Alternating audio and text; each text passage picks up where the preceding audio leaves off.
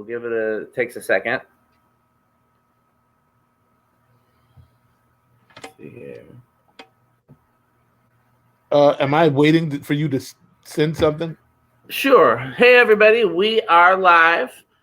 And so we're going to give a few minutes for everybody to get here and for everybody to share it. If you're watching, please share the video so more people can see us. Please like and comment so that we know that you're watching. Let me just go here and tag Michael and John so that they can share it. I think I have to do it from. So what I would normally do is ask like an icebreaker question while we're all sharing, but give me a second. It's not finding John, so let's just start with Michael.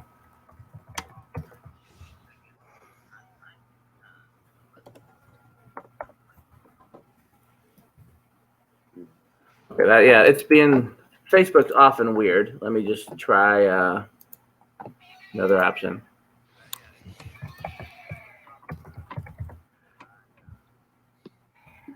Yeah, it's acting like your main profile doesn't exist for whatever reason, Michael. So let me Mine? Yeah, it's just Facebook being weird. Let me just send you. I just shared it to both. So okay. I mean, you can twice double check and see if I didn't, but I feel like I did. Yeah, I've stopped being overly concerned about that. I feel like the track record's been pretty good with both of us. Yeah, it only took us. I'm gonna send 4 it to months. You. Yeah, I'm gonna send it. How do you do it again? I'll send it to you, John, in a private message, and if you click on the link, then you can share it from there. Okay. This is for Facebook. I don't know if you want the YouTube one as well. Facebook's fine. Okay, so let me think of an icebreaker question while we're I guess since John's in a very late time zone, let's let the icebreaker question be: do you have a bedtime snack, and if so, what is it? No, just a very English cup of tea. That's my lot. That's very English. What do you put in your tea? How do you take your tea? No biscuits, no crumpets. No, I might have a little sort of rice cracker or something like that. I was about to say maybe a cracker. Yeah. All right. Even excuse me. Even when I was on the road, I wasn't one for the midnight meals or anything like that. Mm-hmm. So, how do you take your tea though? Since that's such a very British. Oh, very British builder's tea. No sugar and milk. Builder's tea. I get it. Like working man tea. Exactly. Nothing fancy. None of your fancy stuff. No, none of your Earl Greys or mint or anything like that. That is the first I've heard that expression, but I might have to steal it. Yeah. What about you, Michael? Do you got a bedtime snack? No, I really shouldn't. Like none of it. Neither should I. I mean, if it happens, it's it's probably half a Cliff Bar. And just wake up and kind of and but mostly just how late I'm up. I'm usually just drinking water and surfing the internet and getting paralytic. That's it. Yeah, I have always had trouble going to sleep if I'm hungry. So I've always had a bedtime snack. And when I was a kid, it was always a bowl of cereal. And as an adult, in trying to find something consistent and that I thought was healthy, I was going with a bowl of cereal again. And then now that I have all this post-COVID health stuff, I have a lot more doctors. And the doctors are like, no, actually, a bowl of cereal's probably less. It's probably more carbs in your bowl of cereal than in like a little bag of chips. Like that's not the. So I've been trying to. Yeah, eat the Cool Ranch chips, then, dude. Call it. So my other alternative is I take those Goli apple cider vinegar Oh yeah. The chewies, the chewables. They kind of cut your appetite, man. You know, they're kind of sweet, so you just kind of and then you just mellow out. But you know. True. So if you're just joining us, we're going to start the official discussion in a few minutes. If you're watching the video, please share it to all the platforms, YouTube, Facebook, wherever you want to share it. I believe I've done all my sharing. John, have you had a chance to share it to your social media? I have. I've done that. Okay. Well, we don't have to waste any more time then. We can we can go ahead and start talking then. So welcome to, I think this is episode 29 of Music Politics, and I will introduce my co-host, and then Michael, do you want to introduce our guest, or should I? No, go ahead, man. You usually lead it at the top, and then I kind of come after. bat cleanup business, yeah. So, well, first of all, my favorite co-host, of course, the best co-host I could ask for. I'm going to get it right on the first try. He's all the way over on the other side, over there. Have to practice already, like doing that. And he's over there. One of the best musicians I know, and one of the smartest people I know. I always like listening to his opinion on anything, whether it's an opinion I've heard before, whether it's an opinion I agree with. He's just everything he contributes, whether it's to music or to other stuff, is always fascinating.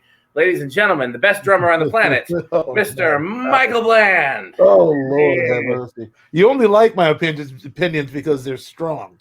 People with strong opinions are entertaining. No. And also easy to take pot shots at. So, people with strong opinions, it's they're rendering themselves exposed. So that's very funny. And I'm not going to say I don't like that you have strong opinions. I love that you have strong opinions, but that's not the reason. The thing that I honestly like is because whenever we talk about anything, it's either, okay, yeah, I get it. Like either I already agree or let me give that some thought. Or it's like, okay, well, I definitely have never seen it that way before, but that was worth considering. Like there's never anything that doesn't trigger me to think about something. You inspire other people to analyze from different perspectives, and that's a rare quality.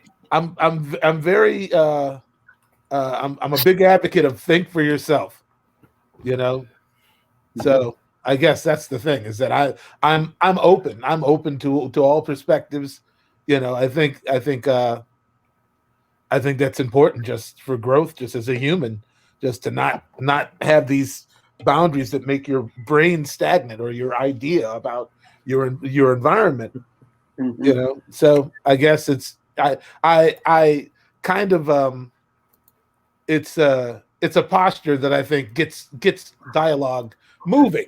If I have strong opinions, somebody's going to strongly object, and then we're going to get into a thing that may, yield interesting results, or, So I guess that's why I'm so like that. But on my... Can you get it right? Yeah, I got it right the first time. On my far, is it my far left or right? That part I'm still confused about. He hails from Madison, Wisconsin. Survivor of COVID. A guitar picking, Hammond playing, son of a gun. Holy Ghost on white folks. Dan Spiffy Neuman. All right.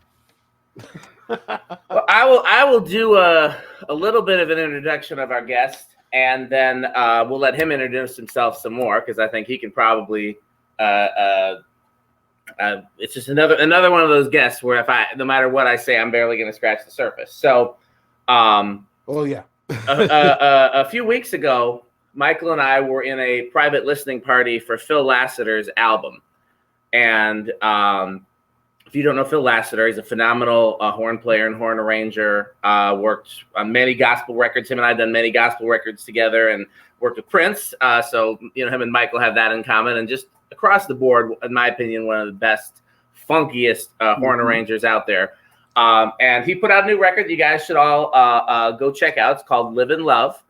And there were a bunch of other people that were invited to this private listening party.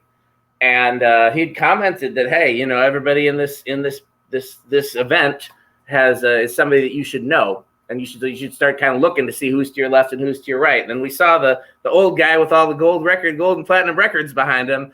And I can't remember if it was me or Michael that Googled him first and said, "Oh my God, he worked with who? He did what?" And then Michael said, "We got to talk to this guy." And this was the comment section, the private chat. We were discussing it. Like, dude, you know that's the guy that did. I had no idea. I've never heard of his name Life before. of Brian, dude. Like he's major. He ain't got all that gold on the wall for nothing. So, I guess, yeah. Look, yeah. Apparently, he appears to be the across the pond Quincy Jones, and so we can't wait to hear some stories from horn arranger, producer, conductor, and horn player. Often credited horn player, in fact. Maybe not so much the other things. John Altman. I think that he's more known as a horn player here than probably even in the UK, I'd say. I was making a joke because of what we talked about before we went on the air, that he's credited as a horn player, but not. Oh, I see. Yes. They're not going to get that. That's not a red herring for the audience. He'll tell that story later, and then they'll go back and say, "Wow, Dan was really funny." I'm sorry. Are you annoyed by us already, John? Not at all. No. All right. With English people, they always look annoyed at everybody else. You realize? No, that. just tell me when to start. Okay, right ahead. Before we get into it, I need to know, like, do you like to sort of ramp up, or can I jump right in? No, you can. Yeah, I mean, I'm happy. Right. Okay. How often do you see a movie and the score just makes you upset? Like, it's so awful, you want to walk out? I try to see the best in everything I see, or understand where it comes from. Let's say that. So I'm the same with anything. You know, if I listen to a player, if I listen to an arrangement, if I listen to a production, or if I see a movie, I always like to think, why have they done that, and what result do you get from hearing it like that? You know, what choices did the people make? And I think a lot of it is because quite a while ago, I let go of all that. I should have done that. I could have done this. I ought to have done that. Maybe I could have done this. And that was sort of beaten out of me in a way by working on so many commercials, because although on movies, I only got relieved of my duties once, and that was before I'd written a note, and I got paid in full. So I saw that as a result rather than as a sort of a trial. You know, I'll tell you what, that happened to me also.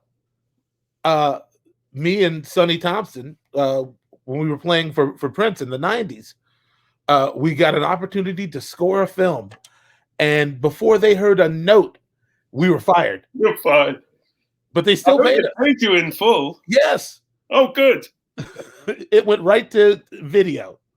Unfortunately, no. I mean, this was supposedly a big movie. I don't know if I should name it, but don't feel any obligation to drop dime. We're just we don't want anybody getting in trouble. I became the victim of a power struggle, basically, between the director who wanted me and the star who sort of took the movie over as his own. I really wanted his own people involved. So eventually down the line, after he'd sort of got rid of everybody he could possibly get rid of, he looked round and said, right, well, this guy's got to go as well. Who's left? I hadn't written a note. You know, that was the thing. All right, you know, you could say, well, I don't think his score is very good, you know, but I don't like the look of him because he's not my guy. Okay, fine, bye. That happens a lot in this business, really. You know. But the thing was, the point I was making, I think, was that when I did commercials, a lot of the time, even if you didn't know it, you were in competition with someone else. Okay. So you would do a track and then it wouldn't go through. So you might actually sit there and go, oh, I'm so torn to pieces because what I did hasn't been accepted. Or you go, okay, on to the next one. Sure. And that became my attitude all the way through. So I never really had that could have, should have, would have mentality going for me anywhere. And part of it as well, I think, was not actually getting rode off gigs that I did. And I worked virtually non-stop for, well, how long? I mean, nearly 50 years, basically. So it never became an issue because I never got sort of into that slough of despond, you know, where you lose a gig and you think, oh God, everything's over. You know, if I lost something, I was moving on to something else. So it was okay, right? Pick up the pieces. Yes. Get to the next job. You have a very buoyant sort of manner about yourself. Yeah, it's also a sort of self-confidence in a way, which is not an arrogance, but it's like I know what to do, and I know I do it well.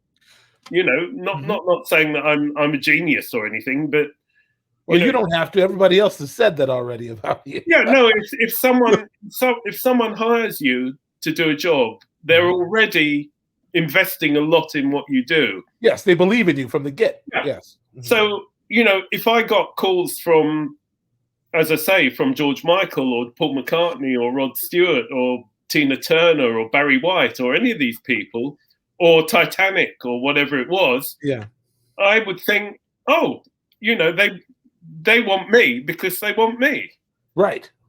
And then I would give them what I felt worked for them.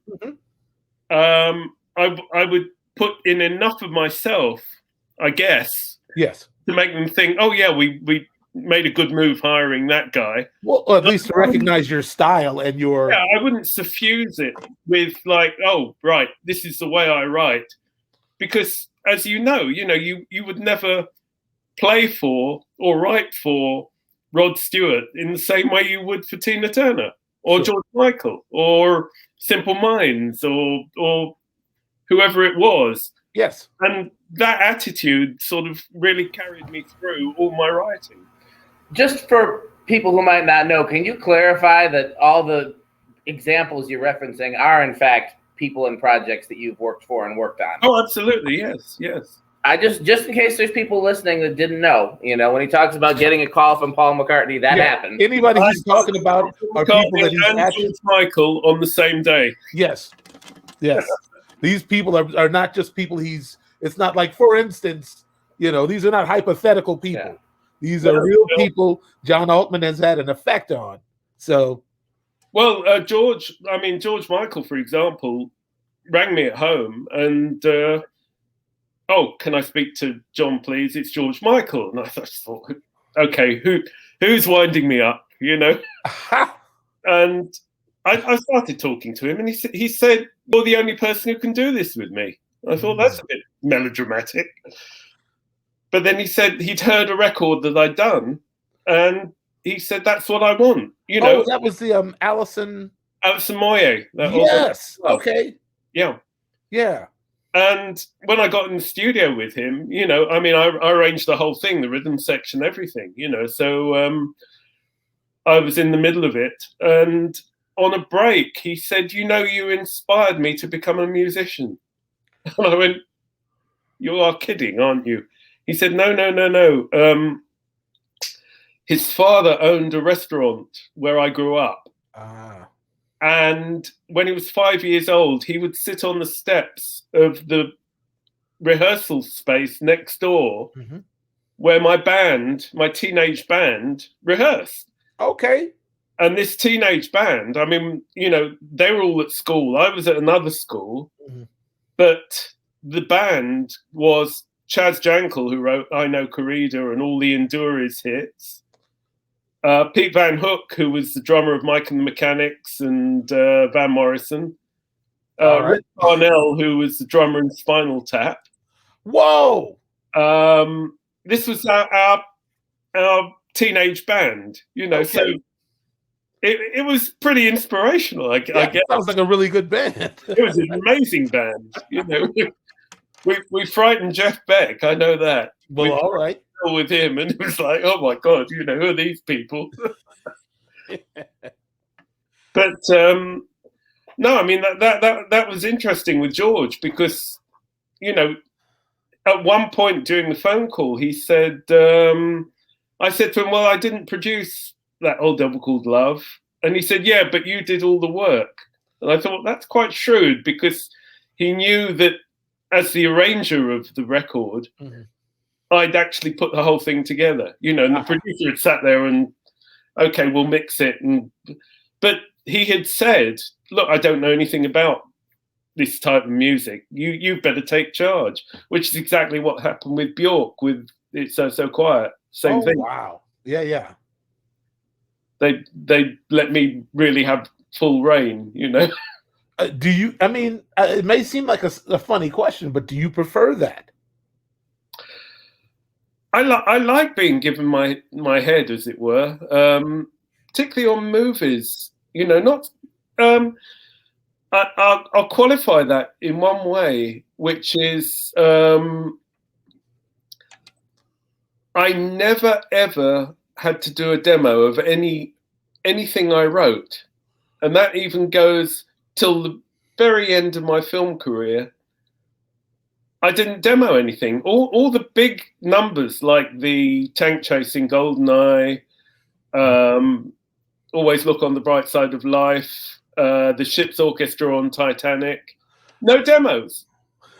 I just walked in with the music. All the records that are behind me, no demos. I walked in with the arrangement. And if the producer didn't like it, he'd say, take the strings out in that first chorus. I go, okay.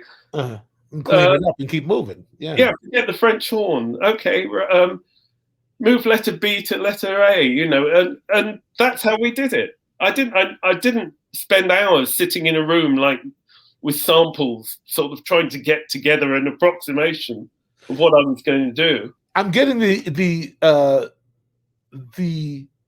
sense that you don't have to. I think because I did go doing some homework. And do you have perfect pitch? No, I have relative pitch. Unlike my family, who most of whom had perfect pitch. Okay. So you don't really need an instrument in front of you if you have. Oh no, I can write sitting at a table. I mean, I've written quite a lot of charts. Yeah. Away from keyboards, away from everything. Like the scene in Amadeus where Mozart is just writing the pool table and he's just. Well, when that's I orchestrated for a lot of other composers like Elmer Bernstein and Ruchi Sakamoto, and the movie The Sheltering Sky I orchestrated sitting in a deck chair at a sports match with headphones on, Oh wow! Okay. No, sit on the train or a plane or something. A flight to LA. I would write an arrangement. How often does it? Are you assured of the results during the process? Oh, sorry, you broke up. Then say again. I was asking if, how do you maintain your? How soon into the process do you know what the results are going to be? Well, you envision the thing from start to finish first? Yes, pretty much. I mean, it depends. If I'm writing a movie score, it's slightly different. If I'm writing an arrangement, and I've got the song, and I see somebody's asked what relative pitch is, and relative pitch means that you don't actually hear if you hear a note that's maybe C or D or whatever.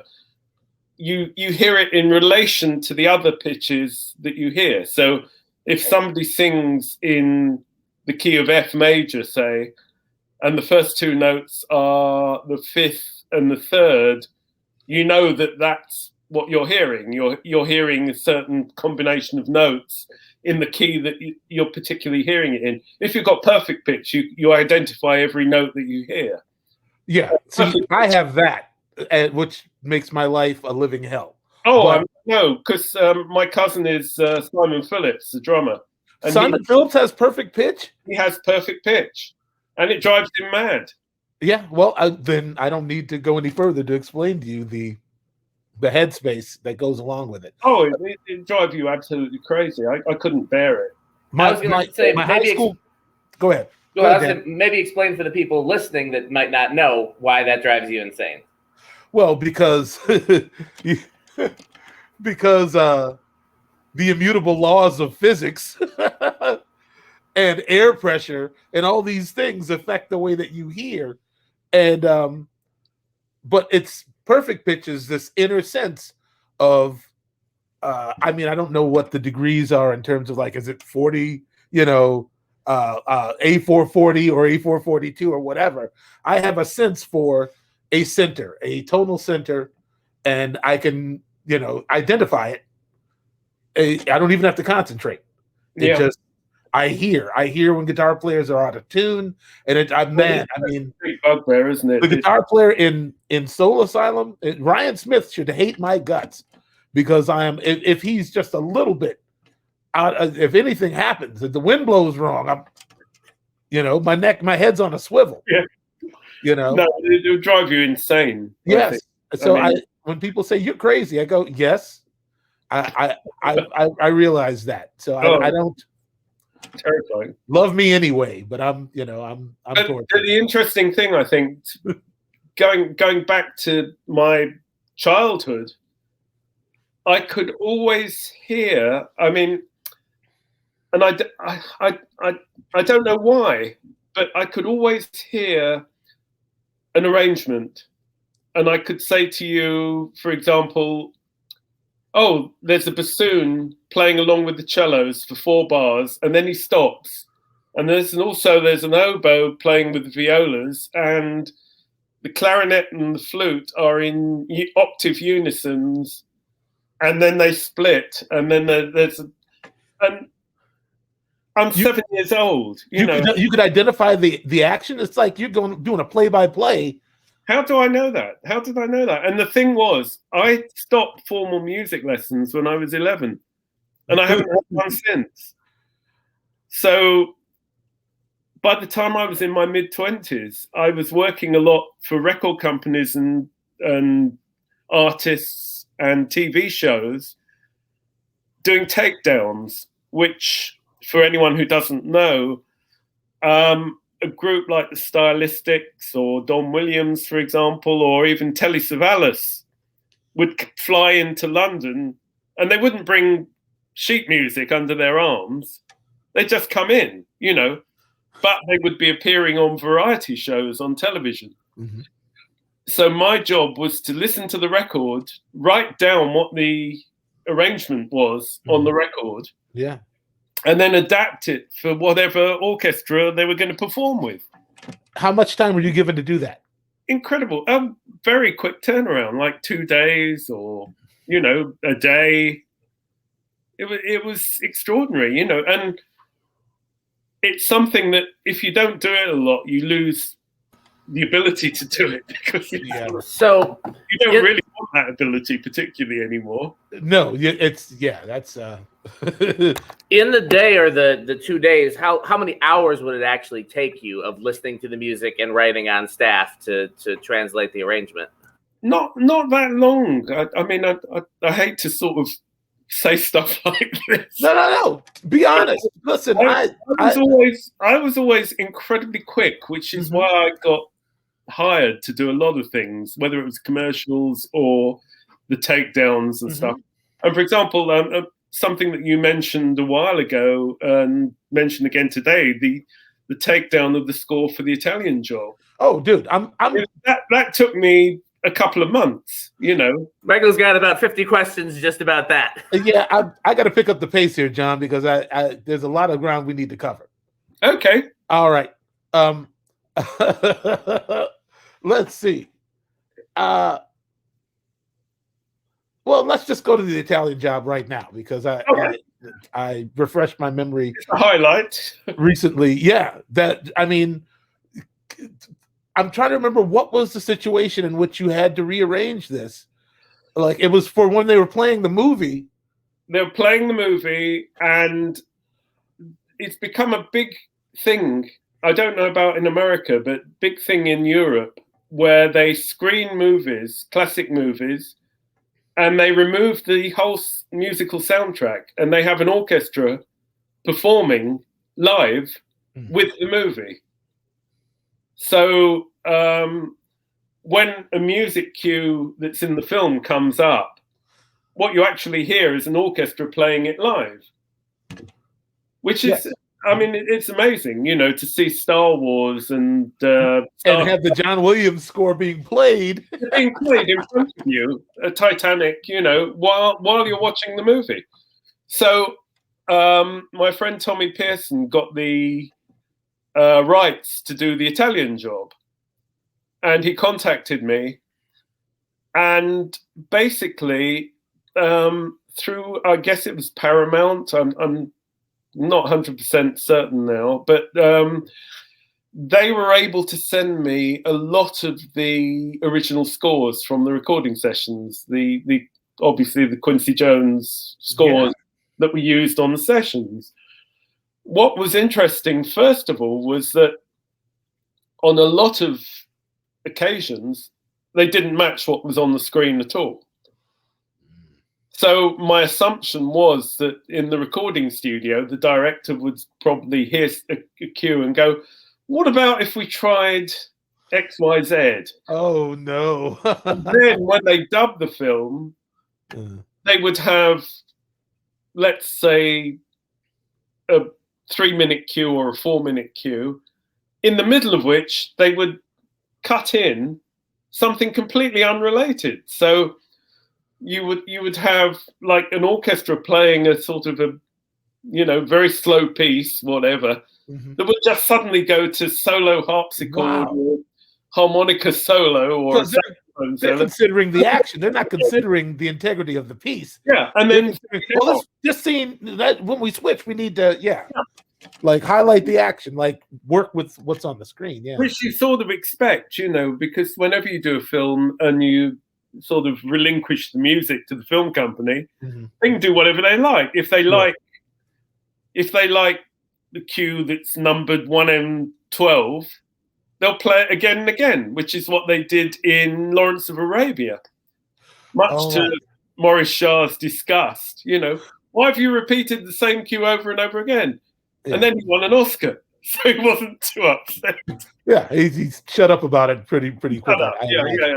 And the same thing with my friend Anne Dudley when she did the Full Monty. Same cue over and over and over again, and she won an Oscar. You know, so I keep wishing that on one of my movies they might sort of just keep repeating the same thing. And maybe you'll get your just due. You'll get your rewards. Did you ever? I know you know Quincy, right? Oh yeah, absolutely. Do you know how he felt about them manipulating the music like that? Not really. I mean, funnily enough, for my book that I've just written, that's coming out in February, he's written a lovely foreword about me. So, and I mean, one of the highlights was actually singing with him on the stage at the Royal Albert Hall. A song from the Italian Job, you know, what is it called? Get a Blooming Move On. The self. Oh, you guys, the last track on the Wow. But what was interesting, for example, was that I had lunch completely by coincidence with a wonderful composer called Howard Blake. I've heard of him, yes. Howard wrote The Snowman, you know, which is every Christmas is shown. And I was telling Howard that I was transcribing the Italian Job. And he said, "Oh, that's interesting. I'm the harpsichord keyboard player on the film." I was going to ask about how come they used so much harpsichord back then. He was the harpsichord player on the soundtrack. Wow. And I said to him, well, you can probably answer this for me. There's a huge orchestral fugue in one cue. Brilliant, really complicated fugue. And yet on the movie, there's a harpsichord playing a jazz version of Greensleeves. Right. And he said, yeah, that's me, because the director said, I'm not sure about that fugue, Why don't the harpsichord play like a jazzy version of Greensleeves? It wasn't even written out. I sat there and improvised a jazz version of Greensleeves, but then I had to take it down from what he's playing, Man. Write out his solo and all his left hand. And I think the harpsichord is the creepiest instrument in like movie scores. Like it does something to me, man. I don't know how to explain exactly. Well, can I tell you a funny story that's almost related? Sure. I'm very friendly with George Fenton, the composer. And he told me when he was doing the movie Gandhi, he and Richard Attenborough and Ravi Shankar were discussing a particular moment in the film, which was quite scary. It was like one of the scariest scenes in the movie. Mm-hmm. And they were trying to decide what to do musically. And Ravi Shankar said, there's that Western instrument that puts fear and terror into our hearts. We should use that. But I can't remember what it's called. So George said, it must be like, is it a contrabassoon? No. It's and gradually they worked round to what it could be. It turned out to be a xylophone. Whoa! All right. That strikes fear in the hearts of Easterners. The xylophone. A xylophone. There's a bit of culture shock going on there, I think. Wow. I see. That's what's the cue? Is it Britannia and Mr. Bridger? Yeah. Like that has like there's a lot of harpsichord in that. That's right. Yeah. I'm thinking about like Rosemary's Baby. Yeah. And like all these movies that got this creepy harpsichord going, and it's just like it was a color, obviously, that 1968, when the film's done, there are no synthesizers. So sure. Mm-hmm. And John Barry had pretty much commandeered the the cymbalom or whatever it is, for like the Ipcrest file, and so people were using sort of odd little sounds and trendy little sounds. I suppose the theremin and like theremins and on Martineaus and things. But Homer had they had the clavinet by then, right? Or was that later? No, that would be about then. But I think the harpsichord, I think was quite funny, and it's quite English and quite sort of. I don't know. It sort of it feels right in the score. Well, it feels proper in the right context, but in other, it can turn so creepy just by adding. Totally, yeah. Just take two dissonant notes together. That's the interesting thing about doing, particularly doing like action sequences in movies. Mm-hmm. It's a bit like climbing Mount Everest, and you get to the top and you go, I've done it. And there's another one opposite that you've got to climb 6 weeks later. So you're always looking for new ways to score whatever the scene might be. If you've got, and the thing about cliches, for example, like you think, if we have tremolo high strings, it's tension and something awful's going to happen. It sounds so obvious and trite and cliched, but it's a cliche because it works. So I was going to ask you, where do you draw the line on that? Yeah. Yeah. However much you try and get away from it, you go back to it because you think, I instantly want to make people think something's going to happen. Something's going to happen. they're conditioned to know something's going to happen. Yeah. Because people have used that so much. It's like it's familiar to them. Yeah. So I mean, there are two ways you can probably go. You can go with the cliche or completely against it. And how often does going completely against it work out for you? Well, you see, that becomes interesting when you're scoring comedy, because you can either score comedy as sort of Mickey Mousey, pratfall, wah, wah, wah, wah, wah, wah. Yeah. Or you can go dead serious, like Elmer Bernstein in Animal House or Ghostbusters, where the scores are totally serious. Yeah. And it somehow highlights the comedy, like the seriousness of the musical moment highlights the comedy. Yeah. And I mean, I've scored a few obviously comedy films, and it's interesting because I think the choices have always worked. It's very funny. Funny, is that the right word? Okay. There are things you consciously think about, that it's not like slap happy, chuck a bit of music out here. Although it should be effortless, I mean, there's that old cliche that people leave the cinema and go, oh, I didn't realize there was music in that film. And people have said that to me, I wrote the music for X. Oh, I didn't know there was music. Oh, okay, right. Well, obviously it worked because it wasn't so intensive that it sort of took over the scene. I remember when I was a kid, not too young, probably 17.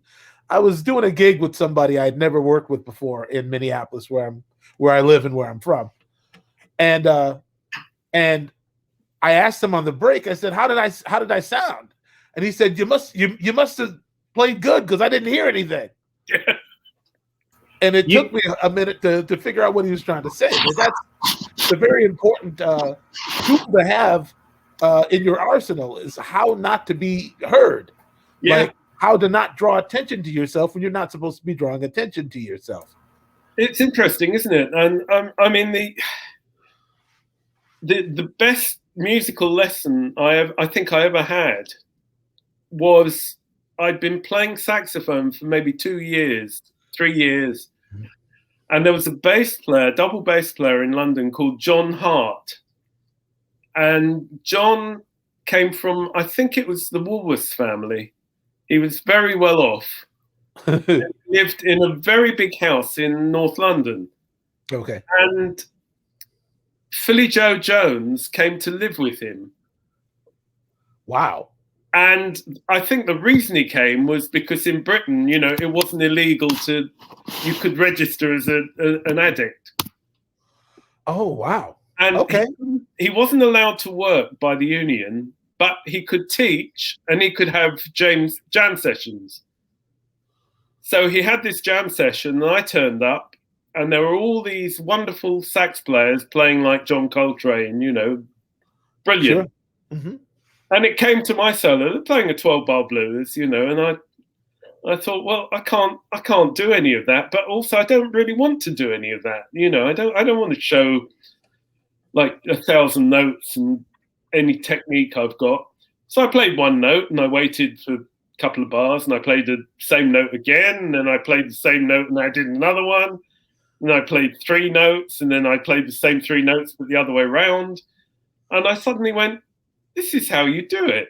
This is it. Mm-hmm. I played like 4 choruses and sat down, and number finished. Philly Joe Jones came straight over to me, ignored everyone else, and he said, you sound like Joe Henderson. Oh, wow, man. Wow.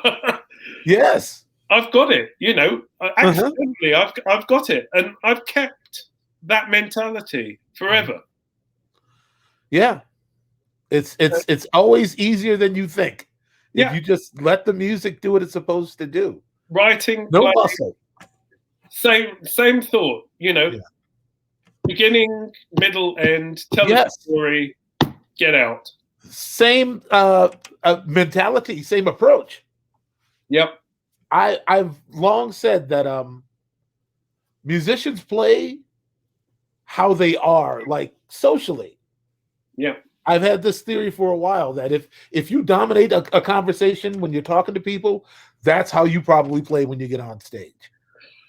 Well, it was interesting because I actually said on another occasion, I said to Philly Joe, I said, you play differently for everybody you're playing behind. He said, of course I do. And I thought that was, absolutely got That's it. That's right.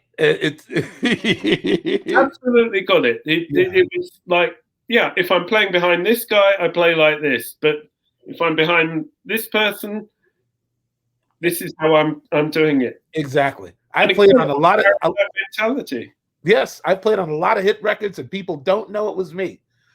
Like they think of me as this. Oh, you're the dude who played drums with Prince, and the hat, and so you're probably very you're a funky drummer, you're a rhythm and blues drummer. But I grew up in the Midwest where corporate classic rock and roll ruled the landscape. So any exposure I got to black music directly was within the household. It was my dad, listening to Ray Charles and Brooke Benton and Al Green and Shirley Scott and Jimmy Smith and all of that. And my sisters were listening to Motown and Stevie Wonder and Sly and the Family Stone and all of that. But the radio was all Zeppelin, The Who, Well, I was very lucky because, again, going back to my youngest days, we had, first of all, my family were all in music, which was amazing because one uncle Simon's father was Britain's top arranger and clarinetist. Is he the guy that worked with Sinatra? No, it's my mother's youngest brother. Yeah, here we go. Everybody in the family is a conqueror. There is a story. Sid, who was Simon's father, went to New York in 1937 and auditioned Frank Sinatra to be his singer and said to him, come back when you've had a bit more experience. Oh, well, yeah. 13 years later, he's at the London Palladium with my Uncle Wolf conducting, and he says, can we go and see your brother? They go to the nightclub, and everyone goes, oh my God, look, there's Frank Sinatra. Frank Sinatra walks up to the bandstand to my other uncle, and says, have I got enough experience for you yet? Oh, man. What a buster. And Sid didn't know he knew who he was, but he didn't know that he turned down Frank Sinatra. Wow. In 1937. But Wolf, my youngest uncle, my mother's youngest brother, conducted for Judy Garland, Nat Cole, Sinatra, Duke Ellington, Benny Goodman, Danny Kaye, Jack Benny, Dean Martin, the Marx Brothers, Laurel and Hardy. Oh, man. These are the people I grew up with, the Andrews sisters, Sophie Tucker. It was amazing. I got to ask a question because, I want to stay out of too serious of a ground because I know a lot of people who are watching, a lot of this conversation is going to go over their heads. But I got to ask because in my personal opinion, the superheroes of music, like of all time, are Duke Ellington and Billy Strayhorn. Yeah. Where do they rank to you? I adore. I mean, Ellington, I've always loved. The thing was that we had all these records, and as a 3-year-old, I played them, and I didn't make any distinction between what they were. So I would put on a Count Basie record, and then I would put on a symphony, and then I would put on Bill Haley and the Comets. Yeah. To me, it was all the same. Oh, I like that. I like this. I like that. That's me too. So I then wound up in music, on the one hand, conducting the London Symphony Orchestra and the Royal Philharmonic. Mm-hmm. On the other hand, playing saxophone with Muddy Waters and Little Richard. Well, that's where we were headed next. Because I know Joe's like, when y'all gonna talk about Muddy Waters? I want to know about Muddy Water. Joe wants to hear about Muddy. What was that like playing with Muddy? Oh, it was amazing. I mean, my roommate at university was a gentleman called Alan Molina, who I'm still really close to. Okay. And Alan, in later life, managed Lady Gaga. He was David Bowie's agent. He was Barry White's manager. He ran Chapel Music, Famous Music. Very big in the industry. You know, I think that I've heard of him now. Yeah. Big. But he I should have. He became the social secretary at university. He was there studying to be an engineer. Oh. And because I was already making records and playing with people, he said to me, "Who should I book?" So I gave him all my friends so I could get up and play, you know. Yeah, that's how you do it. Go ahead, hustler. Yes. Green, you know, we've got to have him and we've got to have this one. Mm-hmm. Who, you know, they're my mates. Let's get them down. So the night of my 21st birthday party, he had booked Muddy Waters and his band. And he said to me, "Go to Brighton Station and meet them and invite them to your party," which I did. I went to Brighton Station. No sign of Muddy Waters, no mobile phones. So after about 2 hours, I gave up and went back to the college. And there was a note there, you know, Muddy came by car. I'll bring him down after the gig. So in those days, you couldn't get food after 8 o'clock in the UK. Sure. So Alan had said to Muddy in the band, "We got food at this gig. My friend's birthday party, come along." So they all came down. Sure. And a lot of my friends, like Rick Parnell, had shown up with drums and guitars and whatever. We had no back line, no mics, no amps, nothing, you know. It's like, so the roadies walked in, and a girl at the party, one of the roadies said, "I know you, don't I?" And she said, "Yeah, you look familiar as well." It turned out she'd been a marshal at Woodstock, and she looked after Canned Heat, and they were Canned Heat's roadies. Okay. So they had this big reunion. "Oh, great to see you, great to see you." One of the roadies said to the girl, "What's with all the gear?" And she said, "Oh, it's such a shame, you know, all John's friends have come down and we haven't got any mics or amps." And they said, "Oh, we'll fix that." Doors opened and in comes all this gear. Rolling Stones Fragile and Keith Richards This Way Up. And whoa. And I'm standing there going, "What's going on? You know, what's going on?" So anyway, they set it all up. My friends got up on stage and played. Muddy came out the other room in his pink suit with the band, and he was on crutches. He'd had a car crash. He comes up to the stage and says, "Can we play?" I went, "Absolutely." And we all left the stage. As I was going off the stage, he said, "Where are you going?" I said, "Well, you want to play?" He said, No, you stay. You play with us. Oh, watch out. Till this is about midnight. At 7 a.m. the next morning, the caretaker threw us all out.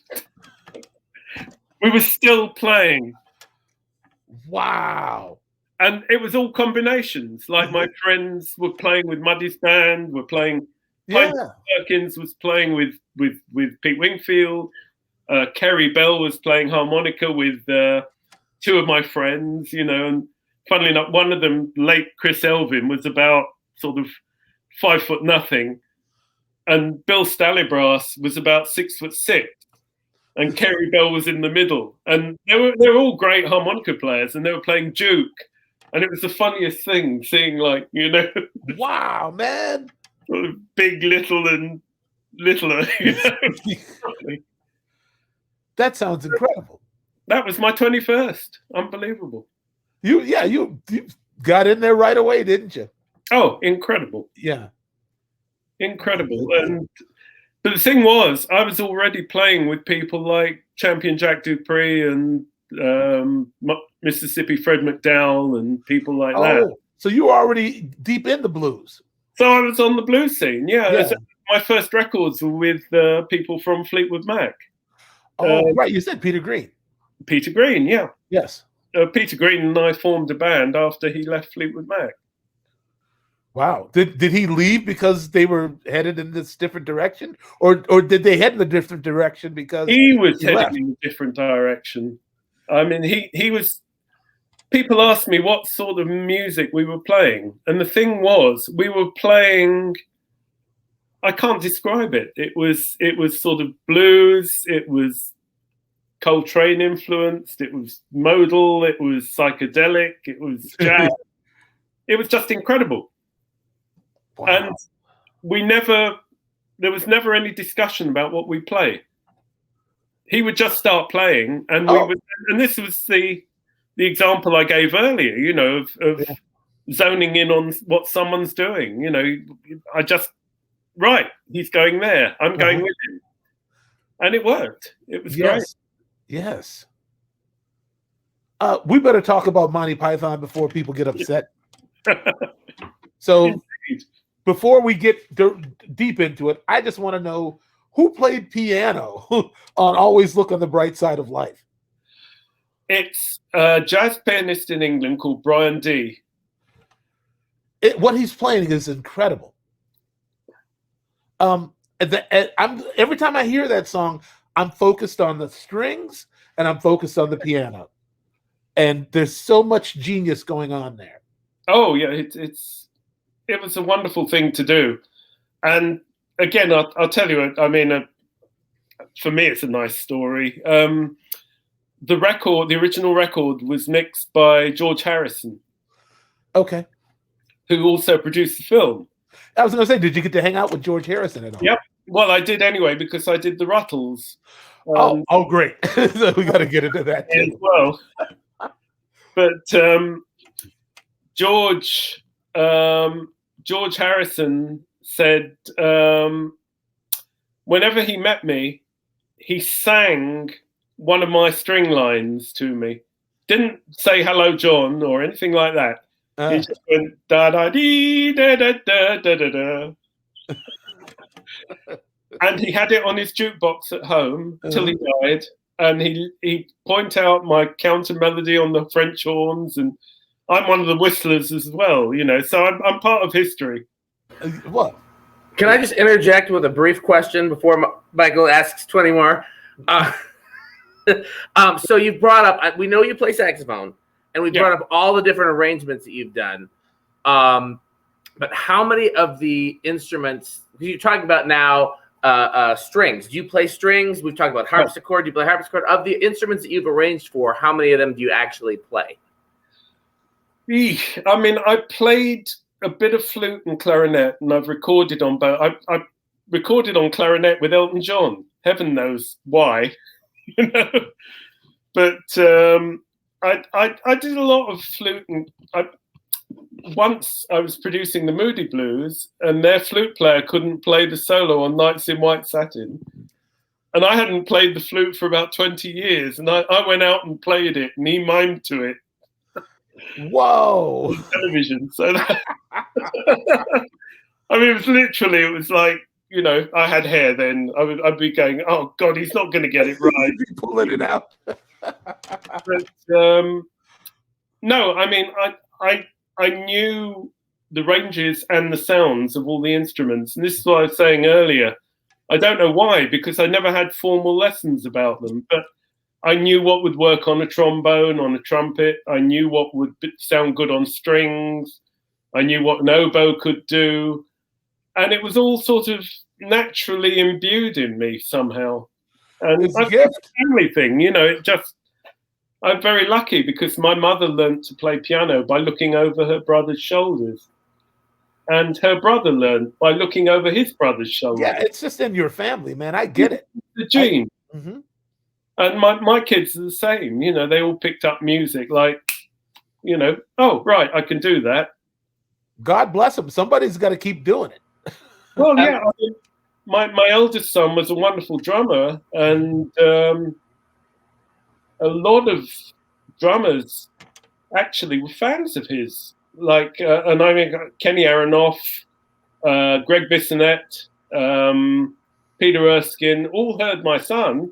Went, wow, this guy, who is he? Who's he doesn't do drums anymore. What is his name? His name's Robert Altman. Not the film. Okay. But no, he now plays guitar and percussion, and he's taught himself guitar brilliantly, and he's written stuff. He's got he's produced like some. There's a big rapper in the States at the moment whose name I can't remember, but he produced his tracks. All I know about this guy is he shot somebody called Megan Stallion. So, yeah. Oh no! You probably know who it is. John Altman watches World. He goes to World Star. Checking out World Star. What's his name? It's Tory, right? Tory Lanez, something like that. Tory Lanez, probably Lanes. You know how my people mess with the spelling of everything. His name is probably Tory Lanez, and he changed that S to a Z. Yeah, I never really paid attention. He's not Puerto Rican. Don't call him Lanez. That's right. Well, my son produced one of the tracks on his new album. That's all I know. Fantastic. But you know what else? What this is proving to me is that, once again, I've had so many people come up to me saying, I really want to get my son involved in music. Like, what can I do to encourage him? And I always throw water right on him, John, and say, listen, you don't have to force anybody to play music. If he wants it, he'll do whatever he has to do to get to it. You don't have to set up an initiative. It's a disease. It's a thing that some people just have in them. So they always look at me puzzled and upset, but I'm just like, this is not the life for everybody. Like the musician's life is not for everybody. No. I'm about to get on a tour bus for 7 weeks, and be, basically knees and elbows with 3, 4, 5 other grown men. Yeah. Most of them you never want to see again as long as you live. Oh man, I've been dreading it. I've been waking up in the middle of the night like 7 weeks. Oh man. Well, I gave up touring. I was Van Morrison's musical director, and we were staying in the best hotels, 5-star hotels, never playing the night we traveled. Wonderful. And I just thought, no, I don't want to do this because he's going to wake up one day and my face won't fit anymore. And then what will I be doing? And I've had so many friends. I was Elton John's drummer for 17 years. Yeah, but then he got rid of you. And what do you do now? Yeah. Ex Paul McCartney, ex Elton John.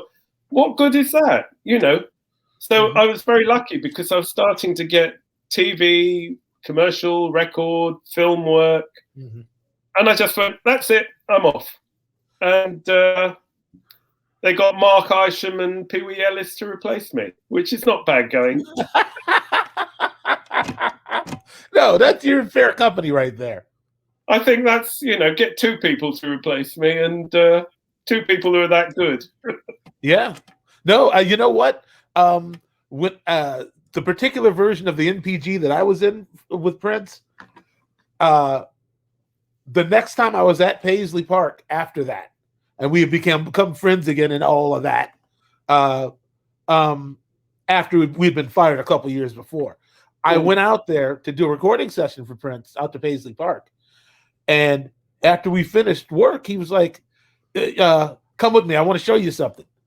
And he took me to the loading dock of the sound stage where there was a instrument setup, a full PA.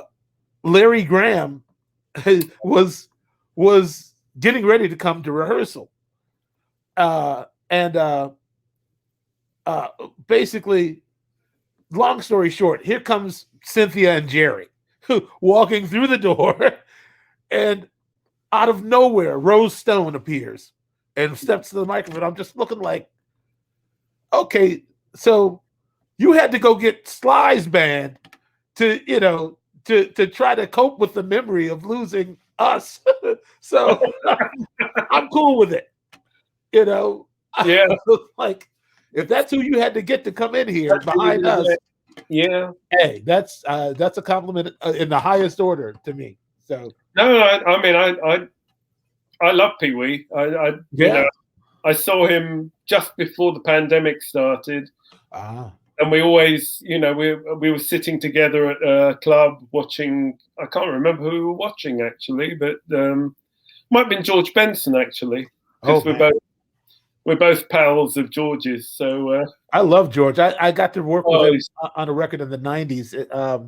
It's called "That's Right." It was, I think it was another one. Tommy LaPuma was still producing him. Yeah. So such a lovely guy. Oh man! What amazed me is every day he walked in, it was clear that he had been pondering either a harmonic concept or a rhythmic concept. Like he never played the same from day to day. He was completely inventive. Completely. Every day it was a different language he was speaking. Well, the incredible thing was one night I saw him and he'd lost his voice. Oh boy. So instead of cancelling the concert, he did a totally instrumental show. And still whooped everybody. Half the audience were complaining. We want our money back. He's only playing guitar. Oh, wow. And I was sitting there going, oh, my God. This is unbelievable. I'm sure it was. Because he always gives 100%. Not only that, he was so... I think he and Tommy LaPuma together sold probably 25, 30 million records. Absolutely. And he was so humble and just like... Oh, totally. Easygoing. Actually, Prince walked into the session. We were recording at Studio B at Paisley Park. And Prince walked in with his 335 to get Benson to sign it. Right. And while George was signing Prince's guitar, Prince happened to look around the room and then he saw me behind the drums in the performance area and just ice grilled me like, ooh. Like he just like it immediately made him just, I don't know, I think he was envious. Yes. I think he was, it wasn't like anger, like, No. What are you doing in here? You work for, it was like, you get to play with George Benson for 4 days. I mean, and what people didn't understand about Prince is once he became a famous person, those casual get-togethers don't happen.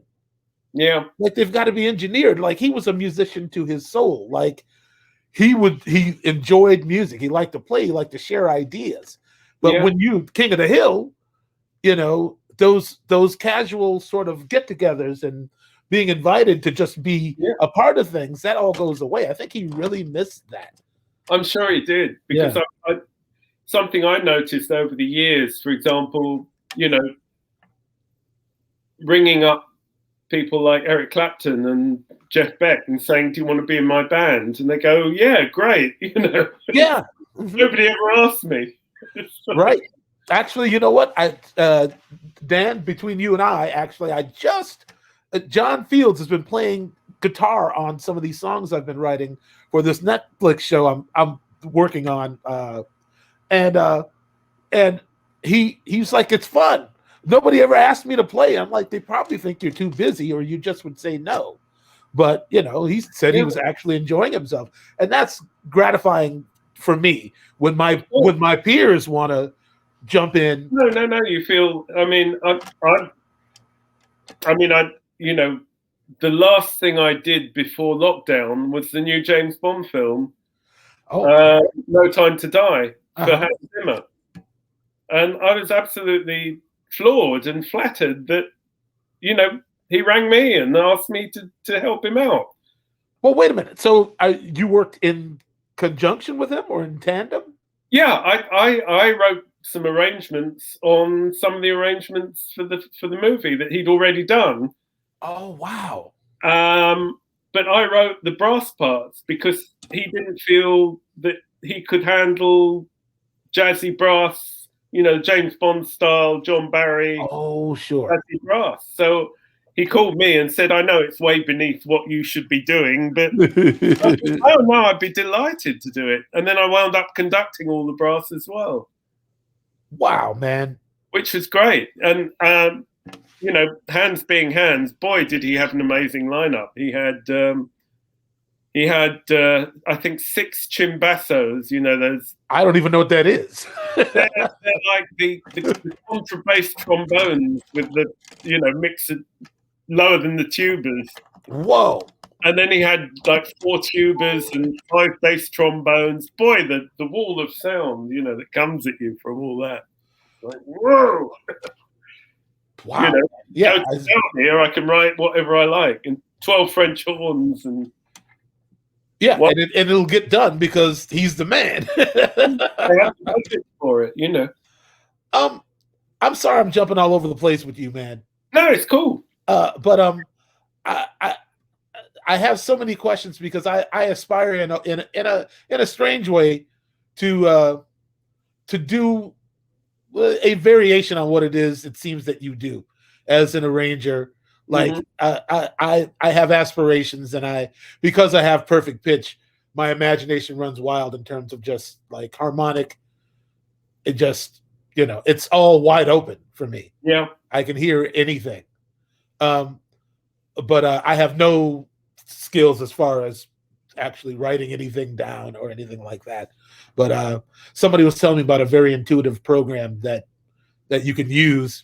And I can't remember what it's called right now. But anyway, I was going to say I had the great pleasure of meeting Michel Colombier. Oh. And we were very, very good friends. Really? I had no idea. Yeah. He was so sweet to me. Yeah. Oh, he's a lovely guy. We had the same agent in Hollywood. Okay. And I phoned him once. We were very friendly. We'd always sit together at dinners, like ASCAP dinners and things like that. And I called him once, and I said to him, you know that great album of yours with like Jaco Pastorius and all those guys? Yeah. It's a great album.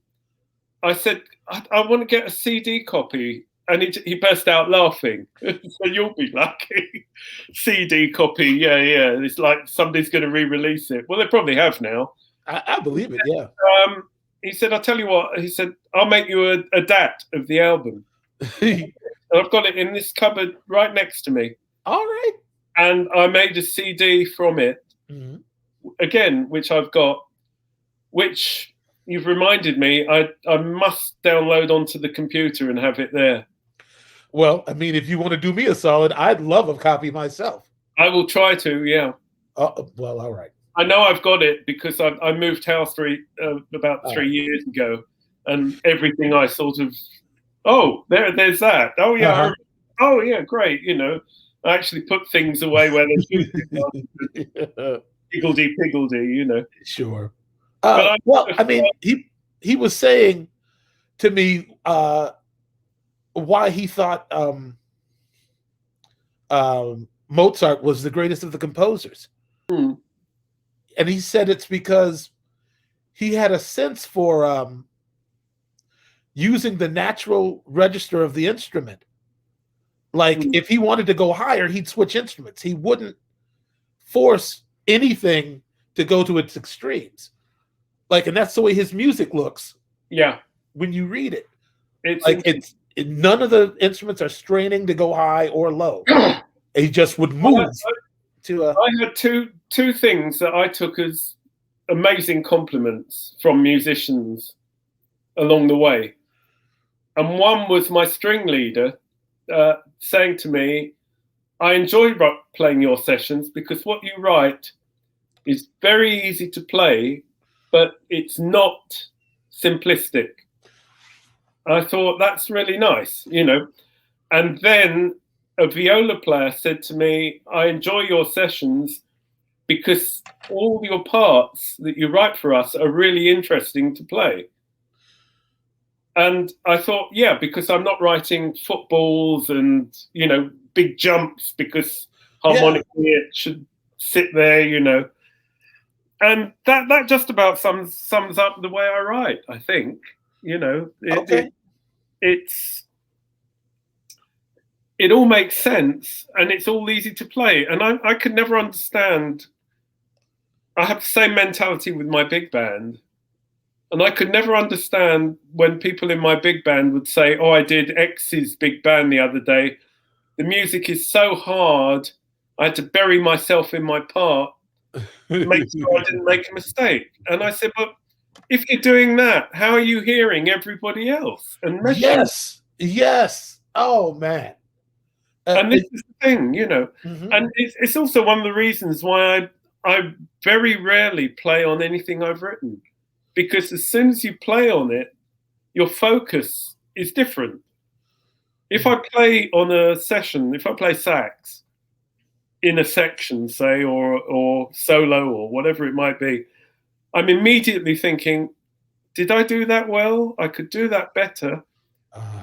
Maybe I'm not quite in time. Maybe I should. That's not what I should be listening to. It's the environment. Everything. It's everything. So I'd rather just stand there and, wave my arms, even if I'm not really a conductor, Well, because hear the whole thing. Because your conscious struggles are eliminated. Yeah. And the players are not having any sort of there's no psychological conflict within them, because they're just doing what the music, not just doing what the music says, but they don't have the onus of it being their work. Well, yeah, and the other thing is that, and again, this is probably from, the way I came up doing it, but everything is on the paper. There's no... Obviously, if somebody's got solo, they've got solo. But well, Duke Ellington used to write the solos out for his cats. Sometimes I write the solo or part of it, or the first few bars or whatever. I got you. But if you read an arrangement of mine, I'm always conscious of the time factor, because if I'm doing a commercial or a movie or a soundtrack or a record, and it's got a slot, 1 hour, 3 hours, whatever it is, I can't mess about with, how do you want this phrased? Right. Maybe like this. Maybe there should be a crescendo here. Maybe there should be it's all on the paper. So there's no arguing. You go in and that's what you play. If it's on the paper, there's no arguing. Yes. That's what you play. And that's always been my take, and as I say, occasionally I will, if like when I did the movie score, I would indicate the silent movie. I did 100-minute score and conducted it live twice. Wait a minute. Silent movie? Yeah, Shooting Stars. It's Anthony Asquith film from 1928. Oh, I thought you were referring to Mel Brooks. No. I was like, well, wait a minute. We're going down a whole other. No. It was for the London Film Festival. They have a gala every year, a restoration gala. And this particular year, 2015, they got me to write a 100-minute score for a silent film. So a lot of it, there were solos, but a lot of the solos, I was indicating what the context of what they should be playing, plus choosing the players I knew who would... I know what he wants here, rather than, I'm going to go crazy and inappropriate, and hope for the best, right? And hope for the best, So that's the other thing, of course. It's the horses for courses. You pick the people who are going to give you what you think, what you want. Sure. So it goes down to the fact that, you've got the session, you've got a rhythm section, you can only book one pianist or one bass player or one guitarist or two if you're lucky, or one drummer, one percussionist. So you've got 50 friends who are going to be upset that they're not on the session, but what can you do, unless you just rotate because I mean, I'm sure it's the same, but I mean, in London and LA, there are like 60 people who could fill every chair. There really are, you know. Mm-hmm. Wow. I'm not. Maybe we should go back to a little. Let's get a little bit more whimsical here. Was it? Did they really actually ask you to play Wallace Hartley in Titanic? They did. That would have been a disaster. For those who don't know, Wallace Hartley it was his band that went down with the ship, right? Yep. Okay. All right, boys, let's do one more for the. Well, there was only one reason why they wanted me to do that, and it's because on quite a few of the movies that I've done, I played a part so that I can be there to make sure that all the miming was right. Okay. And I was the historical musical advisor, you know. Oh. Apart from the fact that they used the band who recorded all the period music to play on the ship. So you knew it was going to be right. You know, sure. They're not going to stand there and go, okay, William Tell Overture. You know, no idea what they're doing. But my friend took the gig, which we thought was a 2-week gig, and he wound up stuck there for 2 years. So, where was he at? Mexico. Oh, on location, driving him mad. I'll bet. Because he couldn't even go out shopping or to the beach because, we might need you today. You know, sit there. You know, for 2 years. 2 years, yeah. Oh wow. Who was the who was your favorite director to have worked with? Oh, no contest. Peter Chelson. Oh wow. I did 3 films with Peter, which were Hear My Song with Ned Beatty, who just passed away. I didn't know that.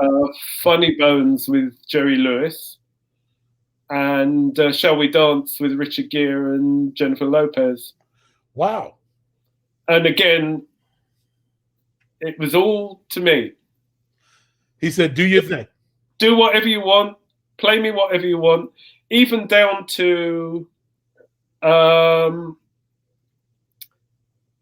tracks, you know, licensed music tracks that got dropped in on the film, needle drop. Wow. He let you choose even the entire content of the music for the films. Because I think there's nothing worse than finding that you've got a record shoved in the middle of the score that doesn't sound anything like the rest of the score. Oh, sure.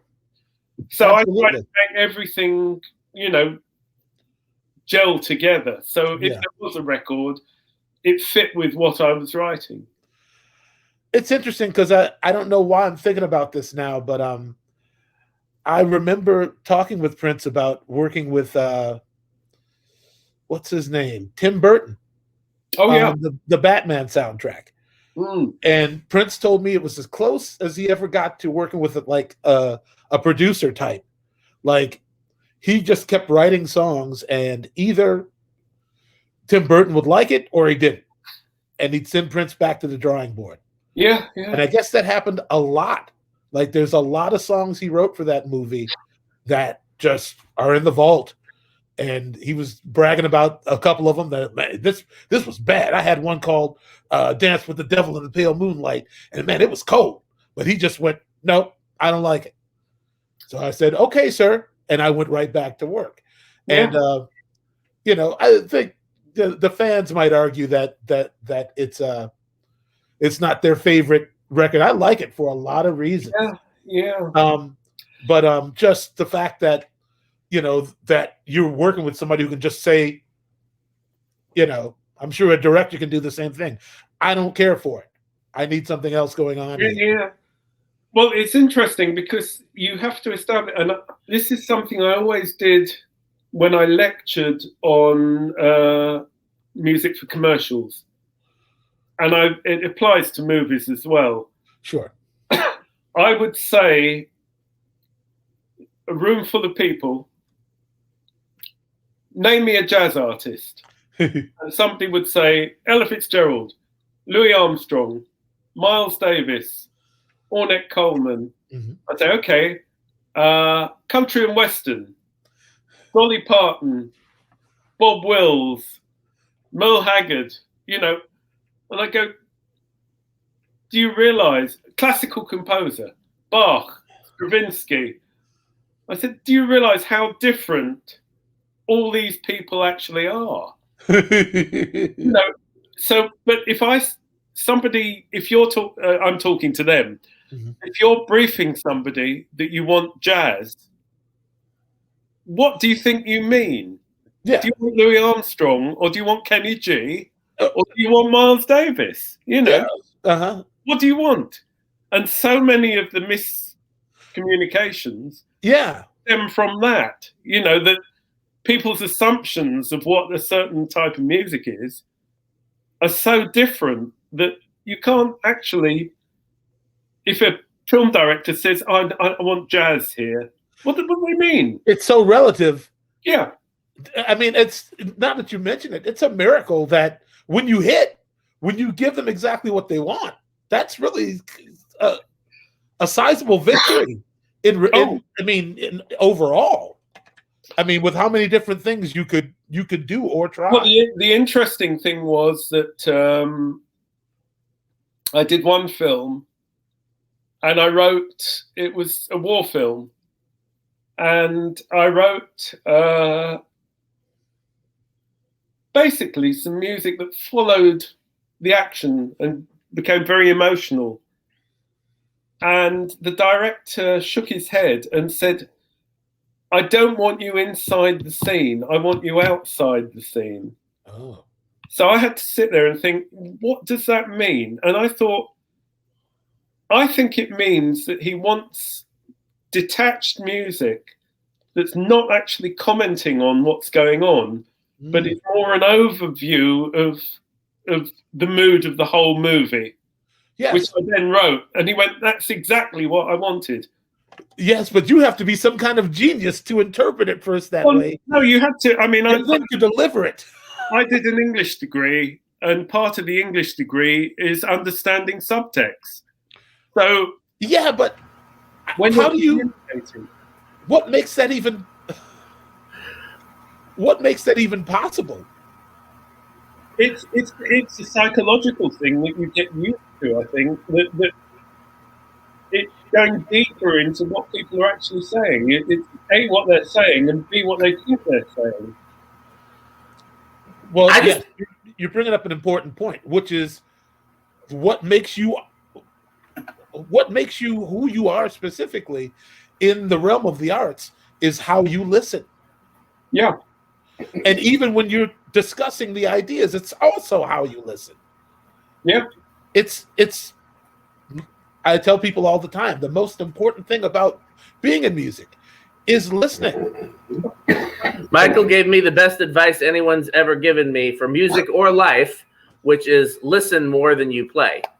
And I repeat that to everybody in and out of the context of music. But I just want to backtrack for a second because so you were already a professional musician pretty much by the time you graduated high school, right? Because you were talking, but then you also went and got an English degree.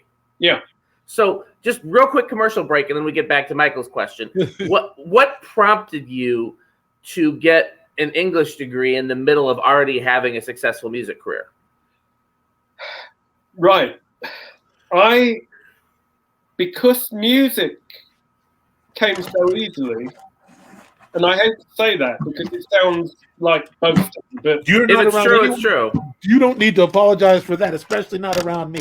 I know exactly what you're saying. You're just calling it. You're just saying how it is, man. Okay, well, it was my hobby.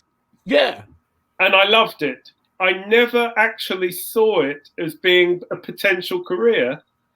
I think mainly because I had no formal training. So I wasn't going to be a pop star. I might have gone out and played saxophone in, backing Wilson Pickett or something like that, which a lot of my friends did. But I didn't need to because I went to university and got a degree. Mm-hmm. I had a grant because in those days they gave you money to be at university. So what that did was freed me up to go and jam in clubs with everybody. So I was making records, and I was also jamming with,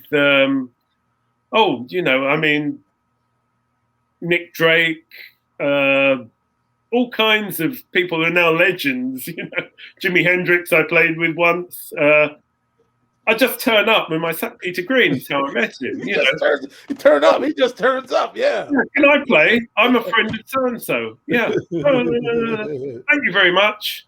If they like you, stay for the rest of the show. Sure. If they don't like you, thank you very much. Oh yeah, I've kicked many a horn player off the stage. Yep. Some people can attest to it. So I didn't really turn fully professional till I joined Hot Chocolate, which was 1975. Wow, we didn't even start talking about that. I want to first off with that guy. Is his name Errol? Errol Brown. Did he always wear the stripes when they played live? Yeah. That was a funky look, man. He kind of looked like a straight version of Sylvester or somebody to me. They were great. They were amazingly good live band. Mm-hmm. I went in as an auxiliary horn player, for their live shows, and they wanted to be like the Ohio Players. They didn't. Yeah.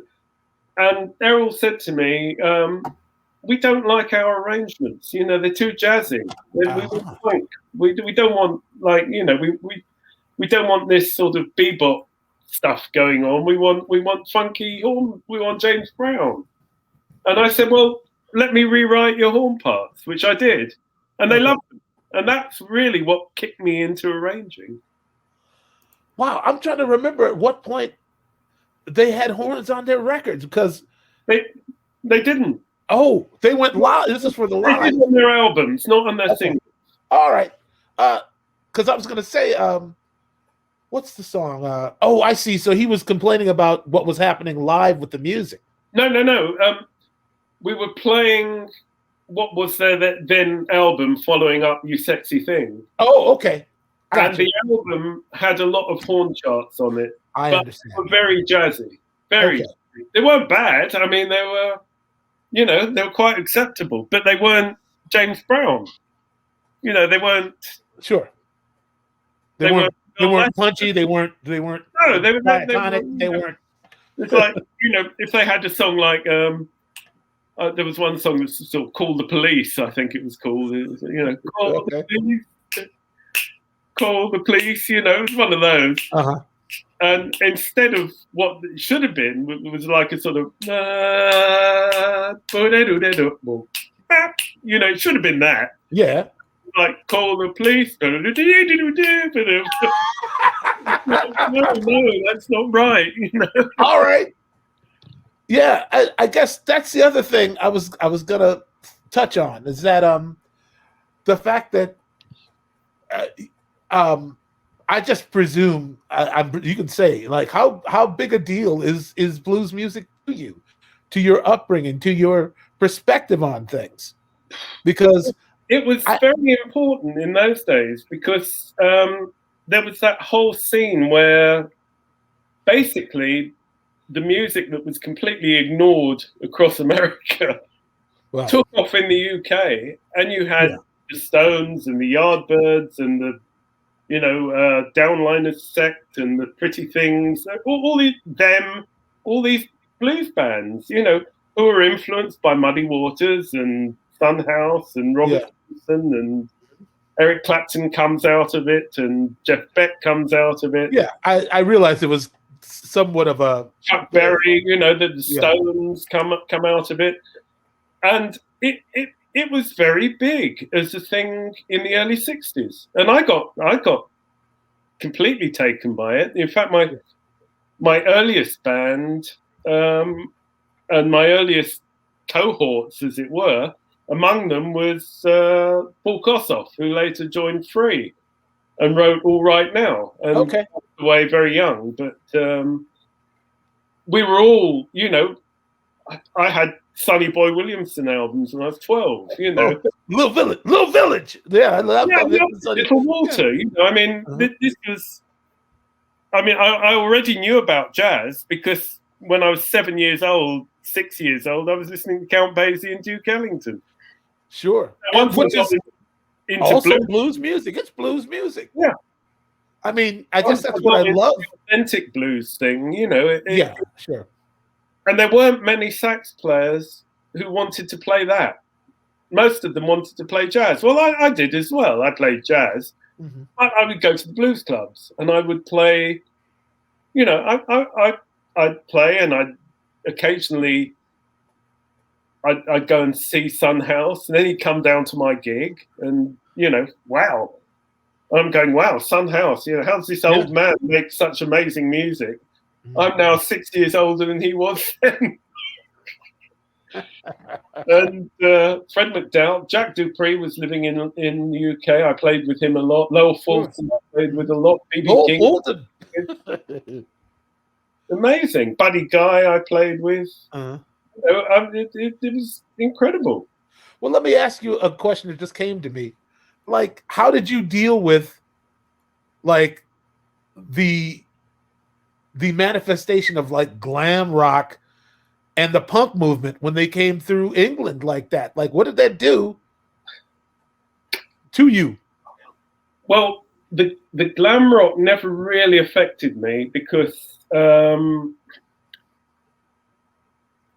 talking about like T-Rex and David Bowie and. Yeah, I mean, I did work with David Bowie. I did. I scored one of his movies, and I wrote a chart for him. And but all the punk scene, you see, it happened in the mid-70s. By which time I was already writing for the BBC and. Oh, so you were already so pro that it didn't. I was and then I was with Van, you know, so I was sort of. It didn't. Parallel career. Yeah, it didn't intersect with your. I'll tell you a funny story about. There was a vegetarian restaurant in London called Cranks, and I was in. There was a notorious evening when the Sex Pistols were on television, and they were swearing. And that's really what at 6 o'clock in the evening they were, you know, effing and blinding. This is on the BBC? On ITV, yeah, 6 o'clock. Ooh. And it became a big scandal. You know, who are these disgusting yobs who are... So I'm in Crank's restaurant, and there's a little American lady next to me, and she's saying, "What's that?" And I said, "Well, it's a nut rissole." "Oh, is it any good?" I said, "Well, it's quite tasty, you know." So we paid for our food, and it was packed. The restaurant was packed, and I had a table. I put my bag on the table. So I said, "Oh, would you like to join me for lunch? Because there's nowhere to sit." "Yeah, great." You know, sat there. Said, "What are you doing in London? You know, what's going on?" She said, "Oh, I'm here because my partner, my husband, has written a cookbook, and I'm promoting it." Okay, blah blah blah blah blah blah. A few minutes in to our conversation, I realised I'm sitting with Gloria Swanson. Gloria Swanson was the star of Sunset Boulevard, you know. And I'm very familiar with Sunset Boulevard. Yeah, I'm just setting the scene for anyone who might not know, you know. Oh man, a long time ago. So I'm thinking, I can't believe this. I'm with Gloria Swanson. Yeah, William Holden, right? Was the lead in William Holden? Yeah. Yes. Okay. Ready for my close-up, Mr. DeMille. Yeah. Yeah, that movie freaked me out. It's a great film. Yeah. So I'm sitting with her, and she says to me, "I arrived in England yesterday, and I turned on my television, and there were these appalling yobbos, or whatever she called them, swearing and blinding on television. It was disgusting. They all ought to be arrested and put in prison and blah, blah, blah, blah." I was sort of nodding, and my head sort of went to one side, and the Sex Pistols were sitting on the next table. Whoa! I went, okay. Yeah. Shall we change the subject? Years later, I met up with Paul Cook of the Sex Pistols, their drummer. Mm-hmm. I told him the story. And the funny thing was, when I met him, we were at the cricket match, and he was in a three-piece suit with a tie and a bowler hat. Oh, God. But then I did a string quartet recording at Marquee Studios. and it backed onto the Marquee Club, and the Sex Pistols were on stage. And every time we recorded, the sound bled through the wall, so we couldn't get a clear take. Man! And I still tell people, I think the Sex Pistols, you can hear them on the fade out on the record. When the string quartet dies away, you suddenly hear "God Save the Queen" just through the wall. Oh man! Oh God! But no, I conducted for The Damned on the TV show with the Royal Liverpool Philharmonic. Okay, you got around, man. And I did a radio show with. I'm very good friends with Hugh Cornwall of the Stranglers, so I have a punk sort of persona. Yeah, you got pedigree all over. You got I'm impressed by that. And as my friend Audrey said earlier, versatility is the key to success. And I totally agree. To which they had in those days they had TV spectaculars with virtually everybody who was in the charts at the time, and I was the musical director. So, for example, there was one show, and I couldn't believe it. I digitized it recently, and I've got not only Frankie Goes to Hollywood and Spandau Ballet and Status Quo and The Damned, I've got Chaka Khan, Cameo, Run DMC doing Walk This Way. I'm thinking, God, I produced all these people. Yeah, I produced Cameo. I can't believe it. And Chaka Khan and Shaka, I've worked with since, But she's one of my favorite people that I've ever worked with. She promised me that she'd cook me a meal. I'm still waiting. You know what? I actually, I was at her apartment in Los Angeles one time, and she actually did. She cooked for me. Michael ate your meal. She's very good. What's that? I said Michael ate John's meal. That's what happened. Oh, it's probably. But probably my meal. But she was standing in the kitchen cutting up vegetables. Oh yeah. She had this Keith Jarrett record on, and he started soloing, and she started singing in harmony with his right hand. Wow. And went for like 50 bars. Just like, I mean, I was just sitting at the table, like people don't realize the musicality within her. Oh, she's a real musician. Well, the funny story about that show was we were on a jetty going out into Liverpool docks, and I had the Royal Liverpool Philharmonic Orchestra, and I had a white tail suit on, and I'm conducting, and she's doing Ain't Nobody, which I produced for the show, and she walks out on the jetty for the rehearsal behind me, so I've got my back to her, and I suddenly hear, and I look round, and she's gone over. She's slipped on the runway. Oh, wow. And she's landed. So I'm the nearest person to her. So I run up to her and go, are you okay? And she looks up at me and she says, there's a lot of me back there. Don't worry about me. Yeah, she fell on a nice cushion. Yeah, she said, there's a lot of me to cushion my fall. She was all right. No bones broken. All that good meat just... When I think of it, to do those shows with literally the Weather Girls, I arranged the Weather Girls singing what was that song? Gonna wash that man right out of my hair. Oh wow, okay, yeah. Weather Girls with Martha Wash, that was fun. Yeah. I was gonna say, you just remind me of the first time I was the first day that I was in rehearsal with Shaka. Shaka's got this dance she does that's very, I mean, I don't know how else to explain it, but it's booty dominant. Like really, it's like she has it's this dance that only Shaka does. And she's doing it and I'm playing and she says on the mic, are you watching my booty? I say, yes, Shaka. She said, that's the key. Just keep watching. Because the booty's telling you telling you where to go.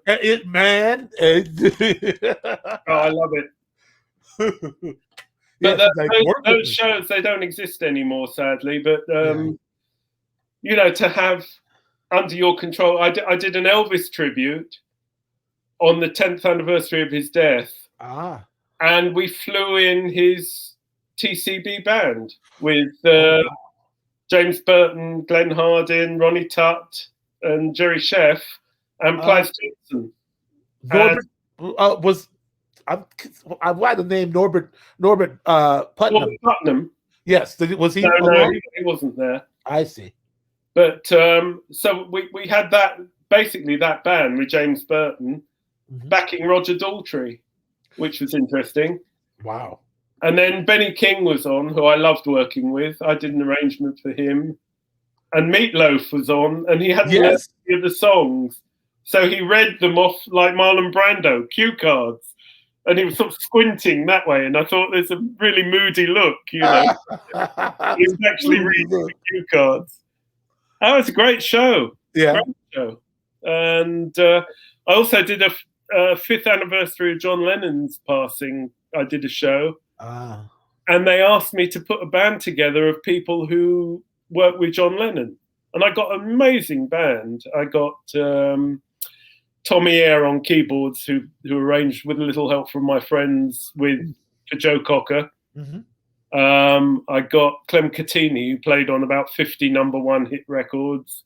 Johnny Gustafson from the Big Three. Big Jim Sullivan, who was the session guitarist. Okay, yeah, I don't know none of these people, but I'm listening. Oh, they were it, you know. The whole band. And then they didn't say anything about why these people were there. So it was like a band of middle-aged, sort of over-the-hill musicians sort of playing away all these Beatles songs. And the audience is like, who the hell are these guys? Oh, wow. Typical BBC. Yeah. Everybody's asking who I didn't work with and why. Or who did you not get a chance to work with that you would have worked with? Yeah. I mean, the person I've never worked with and I would love to have worked with somehow, and it never came up, although I've been with him socially a lot and hung out with his band for years, is Stevie Wonder. Oh, wow. I never got to work with him, but I'm great friends with Keith John, with Mike Phillips. Yeah, I know Keith John. I know Mike Phillips a little bit too. Yeah. Stanley Randolph. Yeah. All the guys, Nathan, all the guys in his band, you know, we hang out if they come to England. Sure. And yeah, I've never actually played with him. Quick tangent while you're talking about Stevie's band. Do you know Eddie Brown? I know the name. Okay, he's quite a unique individual to work with. You remember if you worked with Eddie Brown? He's Stevie's keyboard player. Yes, he's quite autistic and he's brilliant. Oh. And so yeah, he comes with all kinds of stuff out of left field. Anyhow, that's just a little quick. Since you were naming names, Joe next to me, although also wanted to know if either of you ever worked with Joe Cocker. I never got to work with Joe Cocker. I mean, I knew him, but our paths never crossed work-wise, sadly. And there's Victoria. Good Lord. Hi, Victoria. I'm waving to Victoria. I put her on there. Victoria, he took over my chair when you left. Are you talking about with Stevie or with something? Did she play with Stevie? Brown. Yeah, are you talking about with Stevie or with some other? With Stevie. Okay, I didn't know that she played with Stevie. Awesome. Victoria was with Stevie when I first met her.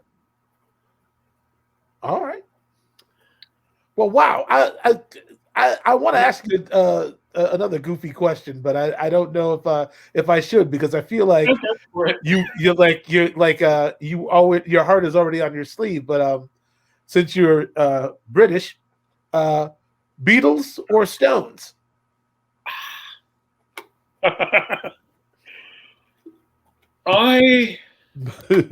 If you asked me that question in the 60s, I'd have said the Stones. Bluesier. Yeah. If you ask me that question now, I'm not so sure. I think I'd be more Beatley.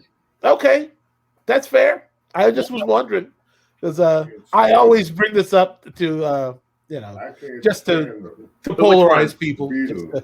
Well, it's very funny with the Stones. You know, every time I've seen them live, they've been all over the place.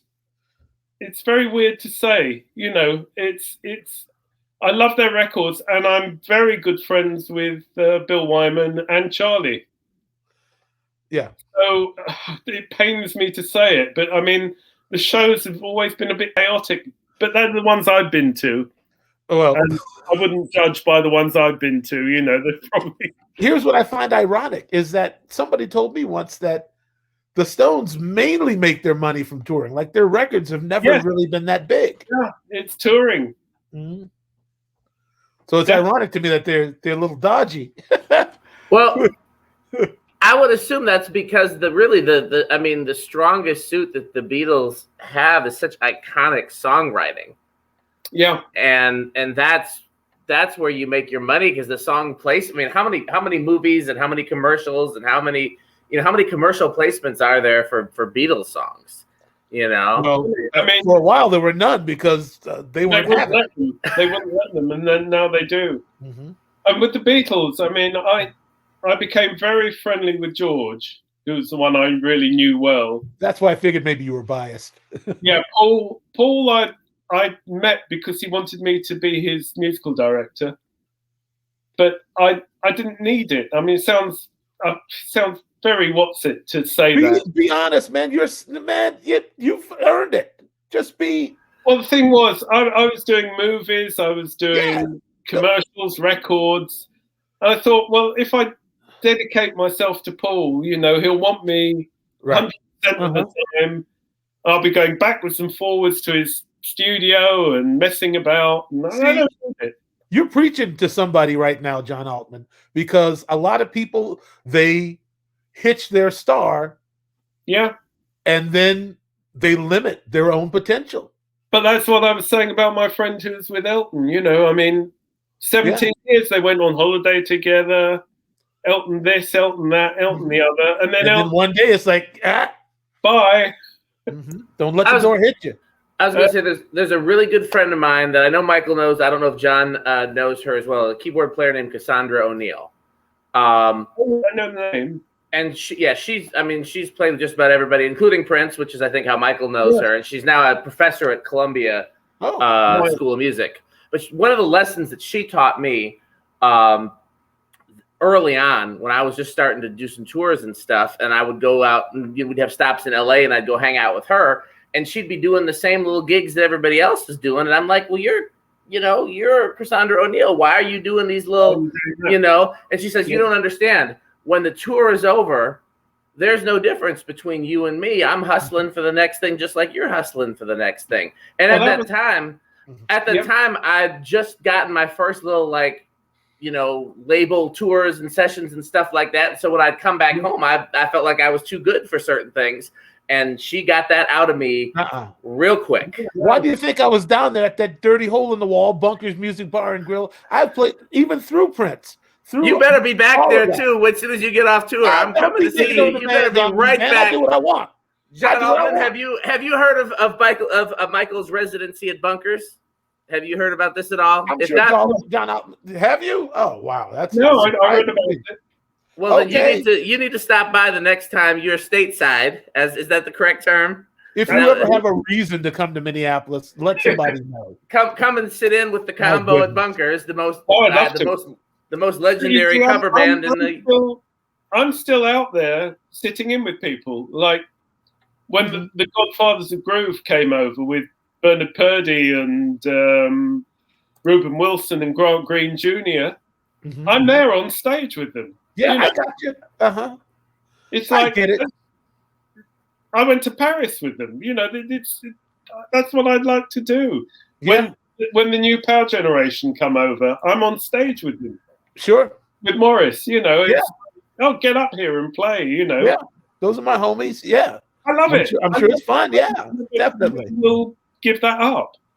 And it's something I've always, if you start out wanting to play music, that's what you want to do. Yeah. And it's funny what you said about Prince, because I used to play in LA with a keyboard player who you probably know, Darren Johnson. Yes, I met Darren when he got the Miles Davis gig. That's it, yeah. And Gary Novak was on drums. Great. Oh man, he's a bad dude. Yeah. I'd go and sit in. So one night, Prince comes in and sits in on piano. Mm-hmm. And you think, yeah, he really wanted to do that. It's no publicity, no, right. Nobody would know they would know who he was, but I mean, nobody would know he was coming in to jam. No, and see, that's what Bunkers. I met Prince was there as well. Ron Hargrove got up. Sure. Roy came through Bunkers shortly before he passed. Yeah. And Prince used to come all the time. That's where I met him. That's how I got the job, actually. Well, I met him at really at the Pigalle, where we had in London when he was doing his residency. Oh, okay. When he was doing the 21 Nights. Yes, which I ended up playing on with Greg Boyer and Lee. Another brilliant guy. Yeah, definitely. All right, we're getting close to the end of this interview, but I got a couple of things I gotta ask. Like, is it just an accident that Simon Phillips kind of sounds like Billy Cobham, or was he really like trying to get it? Simon was a big fan of Billy Cobham. I know that. Right. But I think it worked both ways. I think Billy was a big fan of Simon. I no, that's completely believable to me. I know Peter Erskine told me that the first time he heard Simon, they were doing a tour with Weather Report and the Jeff Beck Group with Stanley Clarke. Oh, man. And they were sound checking, and Peter was up in the gods, the balcony, and Simon was playing. And suddenly he sent somebody next to him, Peter, and he looked around, and it's Joe Zawinul. And when they finished the number, Joe Zawinul looked at Peter and said, "Why don't you do that?" Oh, man. I had the pleasure of visiting. I went along to meet a composer named Peter Wolf. He had a huge palatial mansion, out like Thousand Oaks or like somewhere. He had a lot of land, a tennis court, and a friend of mine was there to discuss something with him. And I went along, and he was saying, he said, "What do you do?" And I told him I play drums, and then the guy tells him I have perfect pitch. So he goes to his piano, and he's like, "Okay, tell me the notes that are in this chord." And I tell him, and he's and we get to talking, and he says, "Well, what are you doing in LA?" I said, "Well, I'm kind of just looking for a gig right now." And he said, Joe lives just up the road. I believe he's looking for a drummer. No, that's cool, man. Because I had heard about Joe from a friend of mine who drummed with him, who said Joe was hardcore on drummers. Like, he really and this dude is a bad dude on the drums. For him to say Joe was just on him like white on rice. He's like, "Man, Joe Zawinul was every day he was yelling at me." I'm like, "Oh, I don't need that. I already went through that with Prince." Well, the bizarre story, Zawinul, we went to see, gosh, I'm trying to remember who it was with. Joe was playing. I might have been after the Syndicate. Okay. But I went with Vince Wilburn.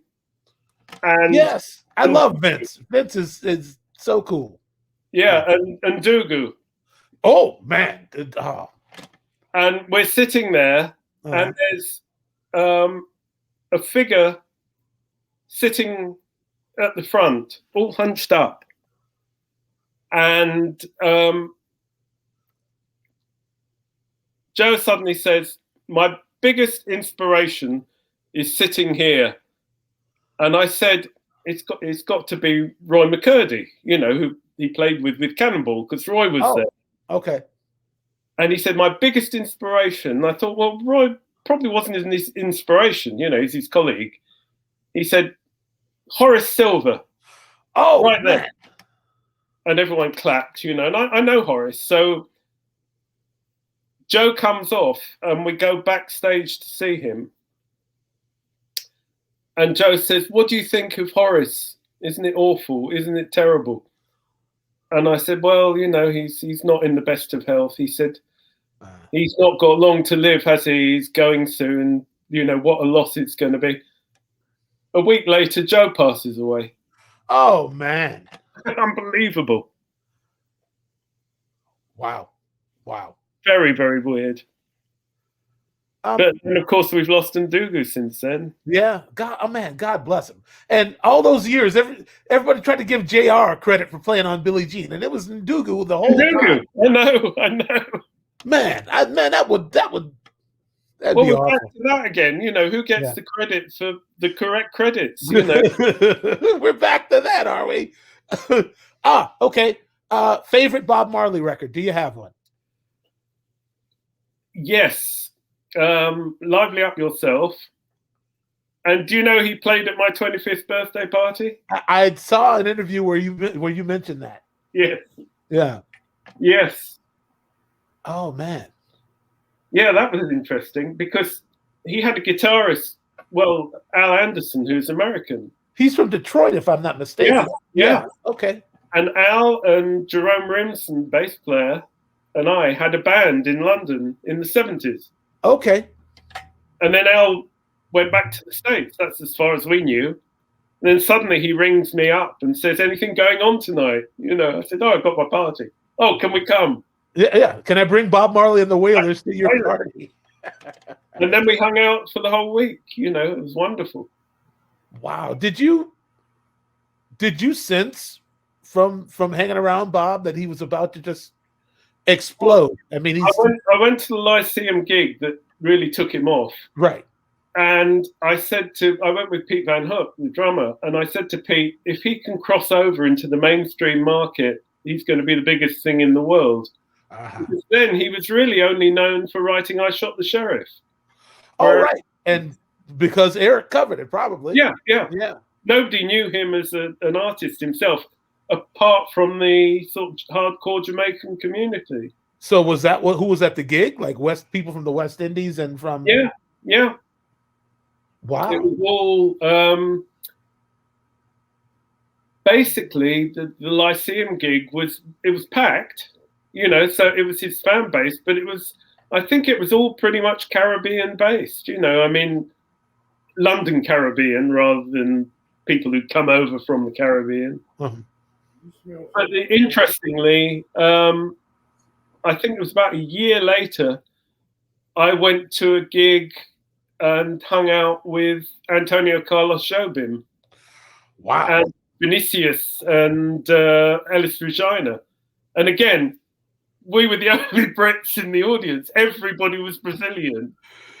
Wow. But then, it was like foregone conclusion that he was, Jobim was already a big star. It was just coming to London. Who's going to go and see him? It was basically the Brazilian community.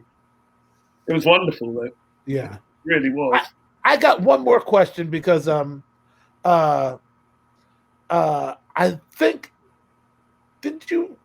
I think I either read somewhere that you worked with Goldie. Yes.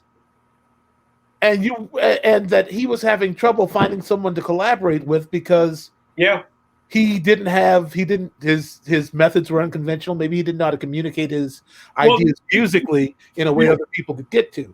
But you took the challenge. Oh, yeah. And you manifested something.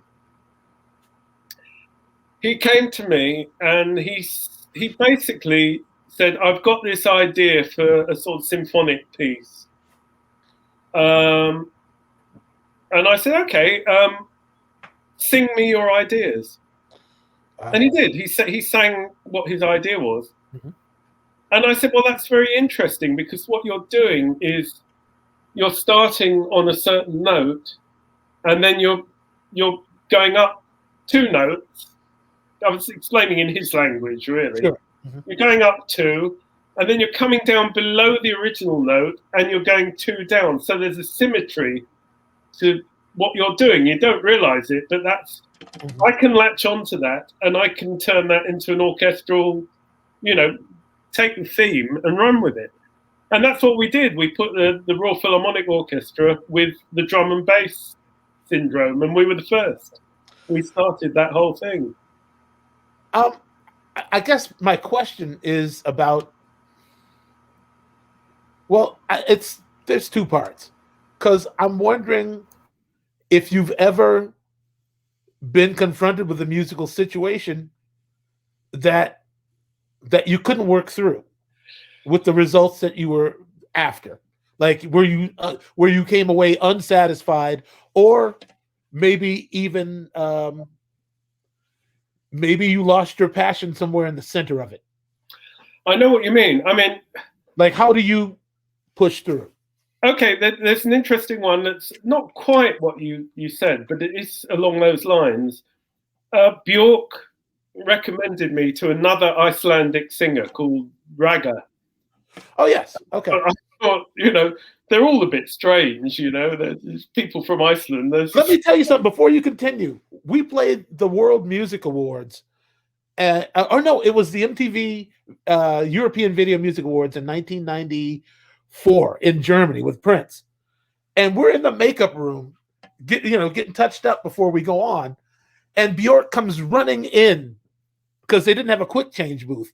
She comes in and just drops trowel, just gets naked. and then and then her assistant is helping her put on these other clothes. And we're all like, That sounds about like her, yeah. I'm like, wow. I mean, they must be free spirits in Iceland. Well, she recommended me to this other girl who came in. Right. Mm-hmm. And she said to me, I said, oh, right, what's the material? She said, I sing my dreams. And I said, okay, can I hear your dreams? And she started singing this, she sang something, or she gave me a demo or whatever it was. Yeah. And I went away, and it was literally no backing, no key, just vocals. And I listened to it and I thought, what am I supposed to do? I don't know what I'm supposed to do with it. It's like, it's melodies, but there's no key, there's no rhythm, there's no indication of anything else. I haven't a clue what I'm going to do. Haven't a clue. So I was sitting there one day and I suddenly went, I've got it. I know what to do. And I got the first one out. I went, okay, that's rooted in E flat. So what I'm going to do is a rhythmic thing underneath and a string bed and I did the whole album. And she was like over the moon. She said, that's exactly what I wanted. I don't know how I got to it. It was like completely baffling. I mean, what would you do if you just suddenly given a tape recording of somebody singing melodies without any chordal underpinning whatsoever? Me, I'd throw it in the garbage. Yeah.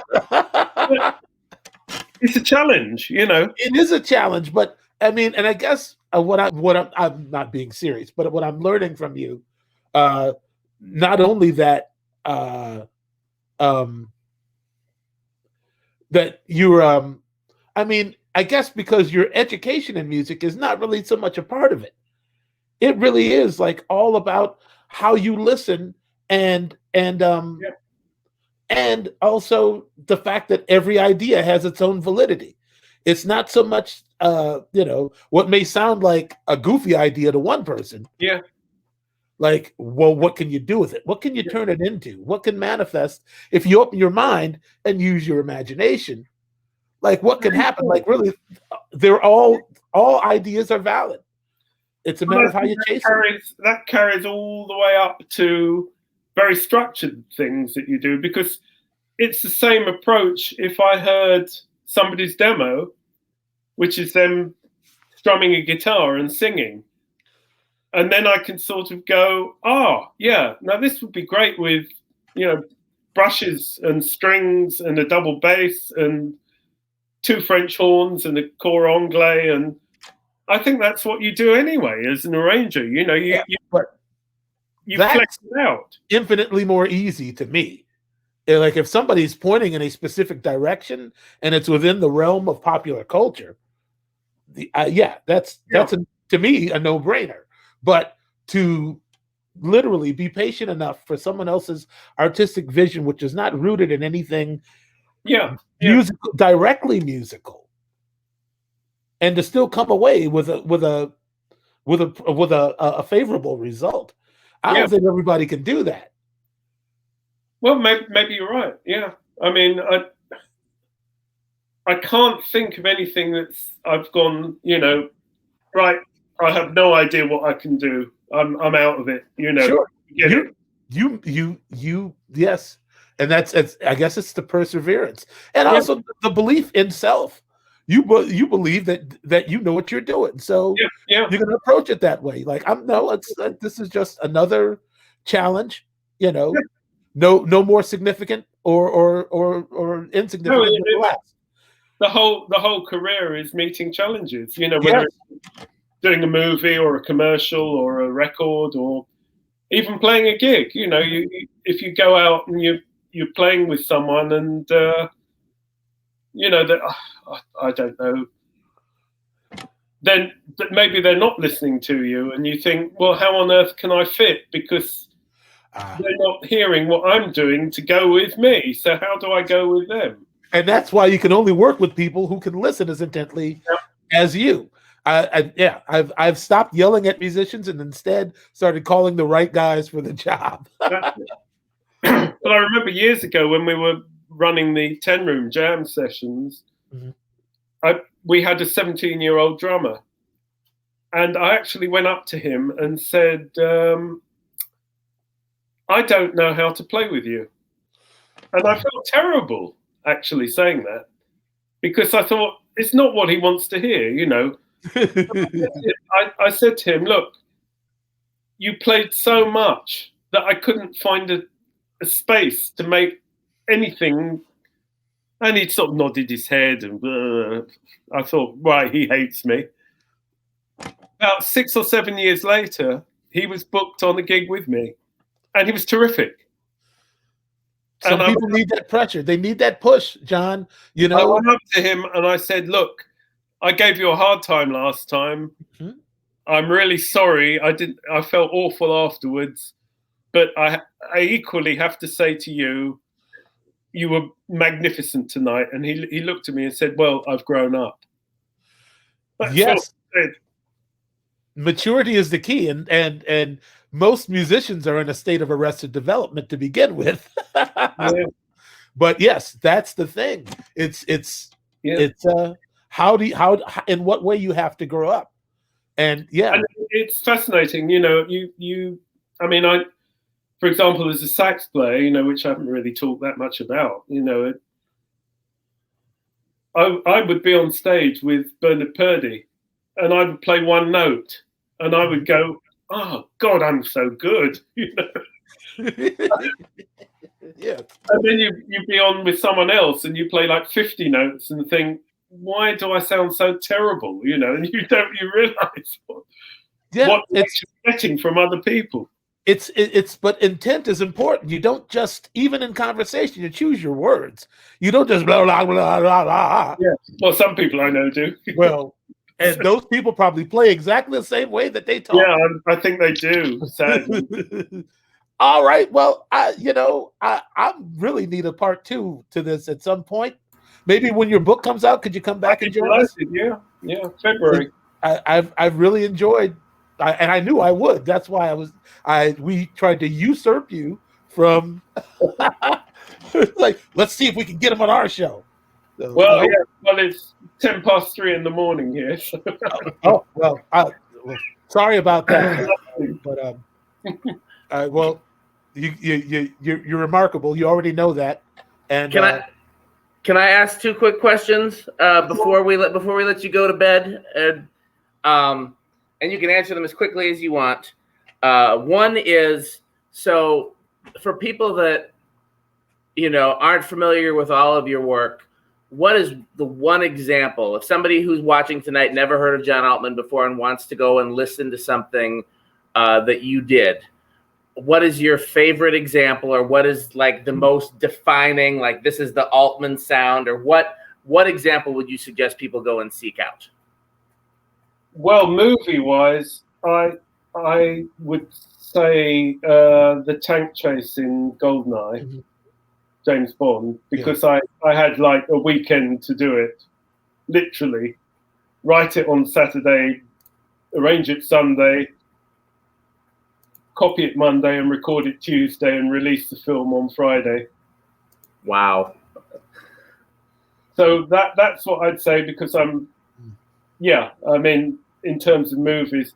In terms of records, I guess the toss-up, there are so many, but I'm proud of all of them. But I mean, Kissing a Fool is a great record. Yes. It's Oh So Quiet is a great record. Always Look on the Bright Side of Life is a great record. It really is. Well, do you have a favorite on the Ruddles soundtrack? I love all the. I love the whole soundtrack. But okay.